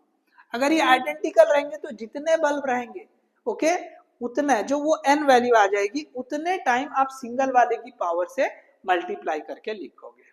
तो इसको आप थोड़ा सा जो है आप देख लें ओके। तो ये बल्ब क्योंकि ये काफी बड़ा टॉपिक है ठीक है। तो मैंने पॉसिबिलिटी बता दी, ऐसा क्वेश्चन बन सकता है, ये इनके ऊपर क्वेश्चन बन सकता है ओके। इसमें कौन सा काम कर रहा है नहीं कर रहा है इसके ऊपर भी क्वेश्चन दिया है कि भाई ये वाले कॉम्बिनेशन में ये बल्ब काम कर रहा है ये नहीं कर रहा है। फिर आपको इसके बेसिस पर भी क्वेश्चन पूछ सकता है ओके। एक दो एग्जांपल देखेंगे फिर इंडिया और अमेरिका ये जो है ना इनके जो सप्लाई वोल्टेज है उसके बेसिस पर पूछा है कि भाई यहाँ पे बल्ब की रेजिस्टेंस क्या होगी और उसी रेटेड पावर के बल्ब की रेजिस्टेंस जो है अमेरिका में क्या होगी ठीक है, वहां के जो यूज हो रहा है। तो उस तरह के भी क्वेश्चन जो है बन सकते हैं ठीक है। तो आप जो है डिटेल जो है इसको अच्छे से पढ़ें, क्वेश्चंस किस तरह के बन सकते हैं, तो उसके लिए मैंने थोड़ा सा शॉर्टली इसको रिवाइज कर लिया है ठीक है। अब उसके बाद देखो जो एनर्जी है तो एनर्जी का फॉर्मूला जैसे पावर इनटू टाइम होता है तो बस वही फॉर्मूला आपको यूज करना है जो जैसे हम पावर पता कर रहे हैं ओके अभी जैसे हमने लिखा था एनर्जी का भी फॉर्मूला उसी तरह से आएगा। चलिए मैं इसको रब कर दूं, हो गया सभी का। चलिए तो ये हम रब कर देते हैं। अब एनर्जी का फॉर्मूला सिंपल सा ओके एनर्जी ओके या हीट आप बोल सकते हैं। तो दिस हीट या energy is equal to I square या सिंपली आपने लिखा वी आई इंटू टी, ये पावर है इंटू टाइम, इसको आप ऐसे भी लिख सकते हैं आई स्क्वायर आर टी भी लिख सकते हैं ठीक है। आप इस तरह से भी इसको लिख सकते हैं ठीक है। तो इसके ऊपर भी डायरेक्ट क्वेश्चन पूछ सकता है ओके। ये फॉर्मूला ही याद रखें। इसको जो है अगर ये जो करंट है वो वेरिएबल है तो फिर हमको जो है ना इंटीग्रेशन वाला भी फॉर्मूला यूज हो सकता है, यूनिफॉर्म नहीं है ओके कांस्टेंट नहीं है तो फिर हम जो है इंटीग्रेशन वाला फॉर्मूला यहाँ पे यूज कर सकते हैं ठीक है। लेकिन खैर बहुत पुराने वाले क्वेश्चन में पूछा था लेकिन रिसेंट नहीं पूछा है ठीक है। अब देखो एक और क्वेश्चन जो है ना जैसे इसमें इलेक्ट्रिक केटल, जैसे यहाँ पे बल्ब है तो यहाँ पे इलेक्ट्रिक केटल के ऊपर भी क्वेश्चन पुराने जो इसमें मिल जाते हैं। तो इलेक्ट्रिक केटल में दो कॉइल होते हैं तो उसमें आपको लिखता है कि भाई जो है पहले वाली कॉइल अगर यूज करें तो भाई T1 टाइम लग रहा है, दूसरी वाली कॉइल यूज करें तो T2 टाइम लग रहा है ओके। तो इलेक्ट्रिक केटल तो इसमें दो कॉइल रहेंगे तो पहले वाली कॉइल T1 टाइम ले रही, दूसरी वाली कॉइल T2 ले रही, इंडिविजुअली अलग अलग यूज कर रहे हैं।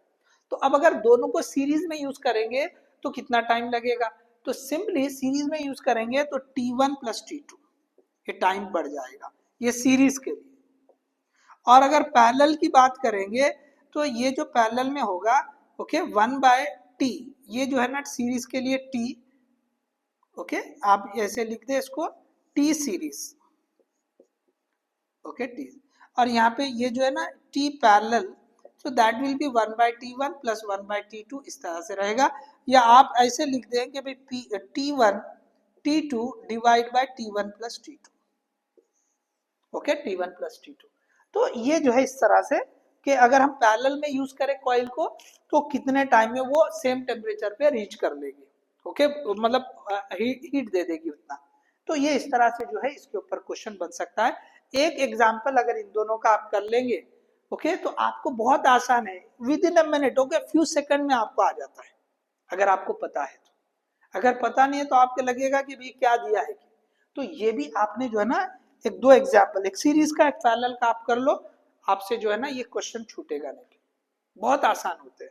ये वाले बल्ब को भी नहीं छोड़ना, थोड़ा सा बड़ा टॉपिक है लेकिन आप जो है ना एक 7-8 एग्जाम्पल अगर अच्छे से प्रैक्टिस कर लिया, 10 एग्जाम्पल ज्यादा आपने सही तरीके से इसकी प्रैक्टिस कर ली तो आपको बल्ब का क्वेश्चन भी नहीं छूटेगा ठीक है। अब लास्ट है Wheatstone bridge and meter bridge.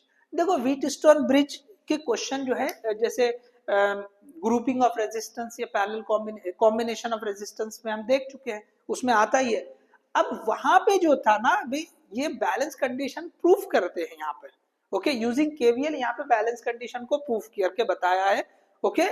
और उसके बाद ओके ये चीज डिस्कस की है कि भाई जो पॉइंट्स होते हैं ओके ABCD जो पॉइंट्स होते हैं तो उनमें गैल्वेनोमीटर जो यूज करते हैं ओके ये इस तरह से एक क्वेश्चन जो है ना जो इसके ऊपर थ्योरेटिकली पूछा है वो इस तरह का ही पूछा है।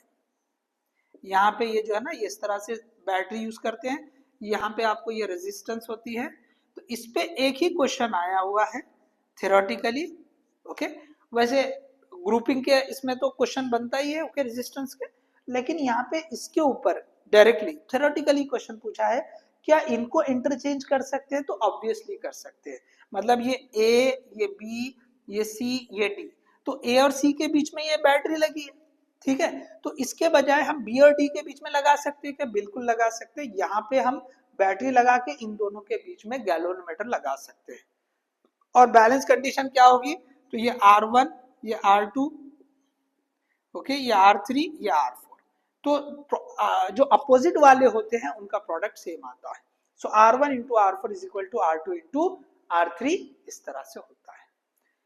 तो ये जो है आपका जो है व्हीटस्टोन ब्रिज, ये जो है अननोन रेजिस्टेंस को मेजर करने के लिए हम यूज करते हैं, ठीक है। तो इसमें से कोई एक अननोन रहेगी, ओके, तो हम उसकी वैल्यू को, ये जो प्रोडक्ट हम लिख रहे हैं, हम बोल रहे हैं कि भाई ये R1 R4 is equal to R2 R3, तो सपोज ये अननोन है, तो ये अननोन आपको इजीली फाइंड आउट हो जाएगी। ये तीन नोन रहेंगे तो इजीली हम उसको फाइंड आउट कर सकते हैं। तो इस तरह का जो है ये क्वेश्चन बन सकता है। तो यहाँ पे क्या करता है कि इसके ऊपर जो है आप 3-4 क्वेश्चन करें। वो क्या करता है कि भी यहाँ पे रेजिस्टेंस दिया ना, इसके साथ में कुछ शंट ओके पैरेलल में लगा के दे देता। अब हमको मुश्किल लगता है, मुश्किल कुछ नहीं, इन सबको मिलाकर अब R1 कंसीडर करोगे। अगर उसने यहाँ पे जो है ना एक और रेजिस्टेंस लगा दी, ओके, ऐसे लगा दी, अब बोलेगा कि बताओ इसकी नई वैल्यू क्या होगी, ओके, तो आप जो है ना ये इसको दोनों को मिला के अब R1 कंसीडर करना, इसका पैरेलल कॉम्बिनेशन, पैरेलल में दे, सीरीज में दे, जैसे भी दे। तो ऐसे जो है ना एक 2-3 एग्जाम्पल आप जो है कर लो प्रैक्टिस बुक में से, तो आपको जो है ना ये इसमें परफेक्शन आ जाएगी। बस इससे हटके इसमें कुछ नहीं पूछेगा, ये ऐसे ही क्वेश्चन पूछेगा, इनमें से किसी ना किसी की जो है जगह पे ऐसा कुछ कॉम्बिनेशन बढ़ा देगा बस, ठीक है। अब देखिए इसी का जो प्रैक्टिकल इम्प्लीमेंटेशन होता है वो मीटर ब्रिज होता है, ओके। वहां मीटर ब्रिज में आप देखिए जो सेटअप होता है, तो उसमें आपको जो क्वेश्चन है वो सॉल्व करने के लिए तो बहुत आसान है, ओके, उसमें कोई खास डिफिकल्टी वाला है ही नहीं, एकदम से सिंपल सा क्वेश्चन आपको जो है उसमें बन जाता है। तो मीटर ब्रिज में क्या होता है कि 1 मीटर का वायर होता है, हमने ऐसे देखा, देखो ये इस तरह के क्लैंप्स होते हैं, इसके बाद यहाँ पर भी जो है ये इस तरह से, फिर और वापस क्लैंप होते हैं, ओके, वापस यहाँ पे जो है ना ये क्लैंप होते हैं, ठीक है, ये इस तरह से जो है ये रहेंगे। तो यहाँ पे जो है ये दो एंड पर यहाँ पे एक वायर होता है जिसकी लेंथ जो है 1 मीटर होती है। अब देखिए ये सारा जो है ना एक ही क्लैंप, यहाँ से यहाँ तक सेम है, ये यहाँ से यहाँ तक सेम है, यहाँ से यहाँ तक ये सेम है। अब यहाँ पे आपको ये जो है एक मीटर स्केल होती है यहाँ पर, ठीक है, यहाँ पे क्या होती है मीटर स्केल लगाई जाती है, यहाँ से यहाँ तक ऐसे मीटर स्केल रहेगी। तो ये जो है ना यहाँ से ये ऐसे ये होके ये इस तरह से जो है रहेगी, ठीक है, ये इस तरह से रहेगी, ये इस तरह से जो है मीटर स्केल जो है ये रहेगी एंड तक। तो यहाँ पे आपको ये सेंटीमीटर में होती है, ठीक है ना, ये सेंटीमीटर में होती है। अब इसमें जो है ना यहाँ पे रेजिस्टेंस लगाई जाती है, तो ये नॉन रेजिस्टेंस और ये सपोज अननोन रेजिस्टेंस, तो चाहे तो इधर अननोन लगाए या उधर अननोन लगाए, तो ये जो दो आर्म है ये ऐसे हो जाती है। अब यहाँ से जो है ना गैल्वेनोमीटर, यहाँ से जो है ना ये गैल्वेनोमीटर निकलता है और ये वायर पे ये नल पॉइंट को ढूंढता है, ओके। तो ये सारी चीजें आपको मालूम है, ये नल पॉइंट ढूंढेगा, ये पूरी लेंथ L होती है, ओके। तो ये जो भी रहेगी, ओके, इसको हम जो है ना ये L1 मान लेंगे, ओके, या L ले लेंगे, जो भी आप नाम दें, ओके। और ये बचे हुआ क्या हो जाता है 100 माइनस L1 ऐसे ले लेंगे, ठीक है, 100 माइनस L1 या उसको L2 जो भी नाम देंगे। तो आपको ये जो है ना इंफॉर्मेशन दे देता है, ये इंफॉर्मेशन दे देता है। तो यहाँ पे क्या है फॉर्मूला एकदम सिंपल होता है, ओके। देखो R/X अगर आपने ऐसे लिख दिया तो ये R के सामने की जो लेंथ है वो लिख देंगे, X के सामने की लेंथ ये ले लेंगे, बस यही एक फॉर्मूला है। अब इसमें थोड़े से ट्विस्ट करके देगा तो आप 3-4 क्वेश्चन इससे रिलेटेड कर लो बदल बदल के, सेम ऐसे ही क्वेश्चन फिर से करेंगे ऐसा नहीं, थोड़ा कुछ चेंज है का देखो। तो 3-4 क्वेश्चन आप इसके कर लेंगे, ओके। यहाँ पे और क्या करेगा, जैसे यहाँ पे मैंने बोला शंट लगा के दिया, तो यहाँ पर भी दे सकता है, यहाँ पर भी इस तरह का कुछ चेंज करके दे सकता है, ठीक है। तो आप जो है ना इस तरह से आप करें ओके, तो आपको 3-4 क्वेश्चन अगर इसके कर लेंगे तो आपको ये जो है क्लियर हो जाएगा। तो इसके ऊपर भी एक क्वेश्चन पूछा है। ओके, तो अब देखिए पहले जो है ना पोटेंशियोमीटर था, पोटेंशियोमीटर को हटा दिया है, तो अब ज्यादा चांसेस हो गए कि डिवाइस में अब यही बचा। ओके, पहले पोटेंशियोमीटर और मीटर ब्रिज ये दोनों में क्वेश्चन पूछे जाने का जो है ना पॉसिबिलिटी होती थी, अब जो है ना अब वो एक ही बचा है, तो इस पे क्वेश्चन बिल्कुल जो है पूछने के चांसेस है। ठीक है, तो टॉपिक्स बहुत ज्यादा है जैसे मैंने बोला, लेकिन 3 से 4 क्वेश्चन इस चैप्टर पे पूछे जा सकते हैं।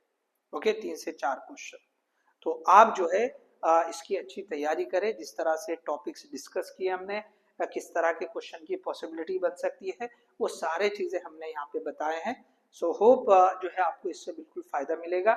ओके, तो देखिए थोड़ा सा ये जो है ना जो क्वेश्चंस होते हैं या ये जो इस तरह का जो सेशन होता है वो थोड़ा सा ड्राई होता है, तो आपको थोड़ा पेशेंस से देखना पड़ेगा, तभी फायदा होगा, नहीं तो ये कोई मतलब जो है इसका यूज नहीं है। आप जो है पेशेंस रख के अगर देखेंगे क्या क्या पॉइंट डिस्कस हो रहे हैं, क्या क्या क्वेश्चन किस तरह के बन सकते हैं, आप ये तो रखेंगे भी सामने, आप जो है ना वो टेक्स्ट या कोई जो है ना आप रख दे प्रैक्टिस वाली बुक और देखेंगे भी ये टॉपिक चल रहा है, इस टॉपिक से रिलेटेड जो है ना साथ में क्वेश्चन को टिक आउट करें या प्रैक्टिस करते चले, प्रैक्टिस करते चले, 3-4 घंटे लगे चलेगा, बट आप इससे रिलेटेड देखो क्वेश्चंस जो है देखते हुए चलो या टिक करते चलो। आपके पास एक से दो जो है बुक हो गए, डीपीपीज हो गए, जो भी हो गए, तो आप देखो भी ये टॉपिक है ना, टॉपिक में हम कौन कौन से क्वेश्चन किस तरह के बोल रहे हैं, आप वो टाइप के क्वेश्चन को जो है ना पहले ढूंढ लो। ओके, ढूंढ लो उसमें, तो चैप्टर लेक्चर देखते देखते आप वो ढूंढ लो उसमें सामने, उसको टिक आउट कर लो, ताकि आपको जो है ना क्लियर हो जाए कि इस तरह के क्वेश्चन हमको प्रैक्टिस करने हैं। ठीक है, so hope you understood all this things. Okay, अगर जो भी कुछ डाउट है आप बिल्कुल कमेंट करें। Okay, so thank you, all the best.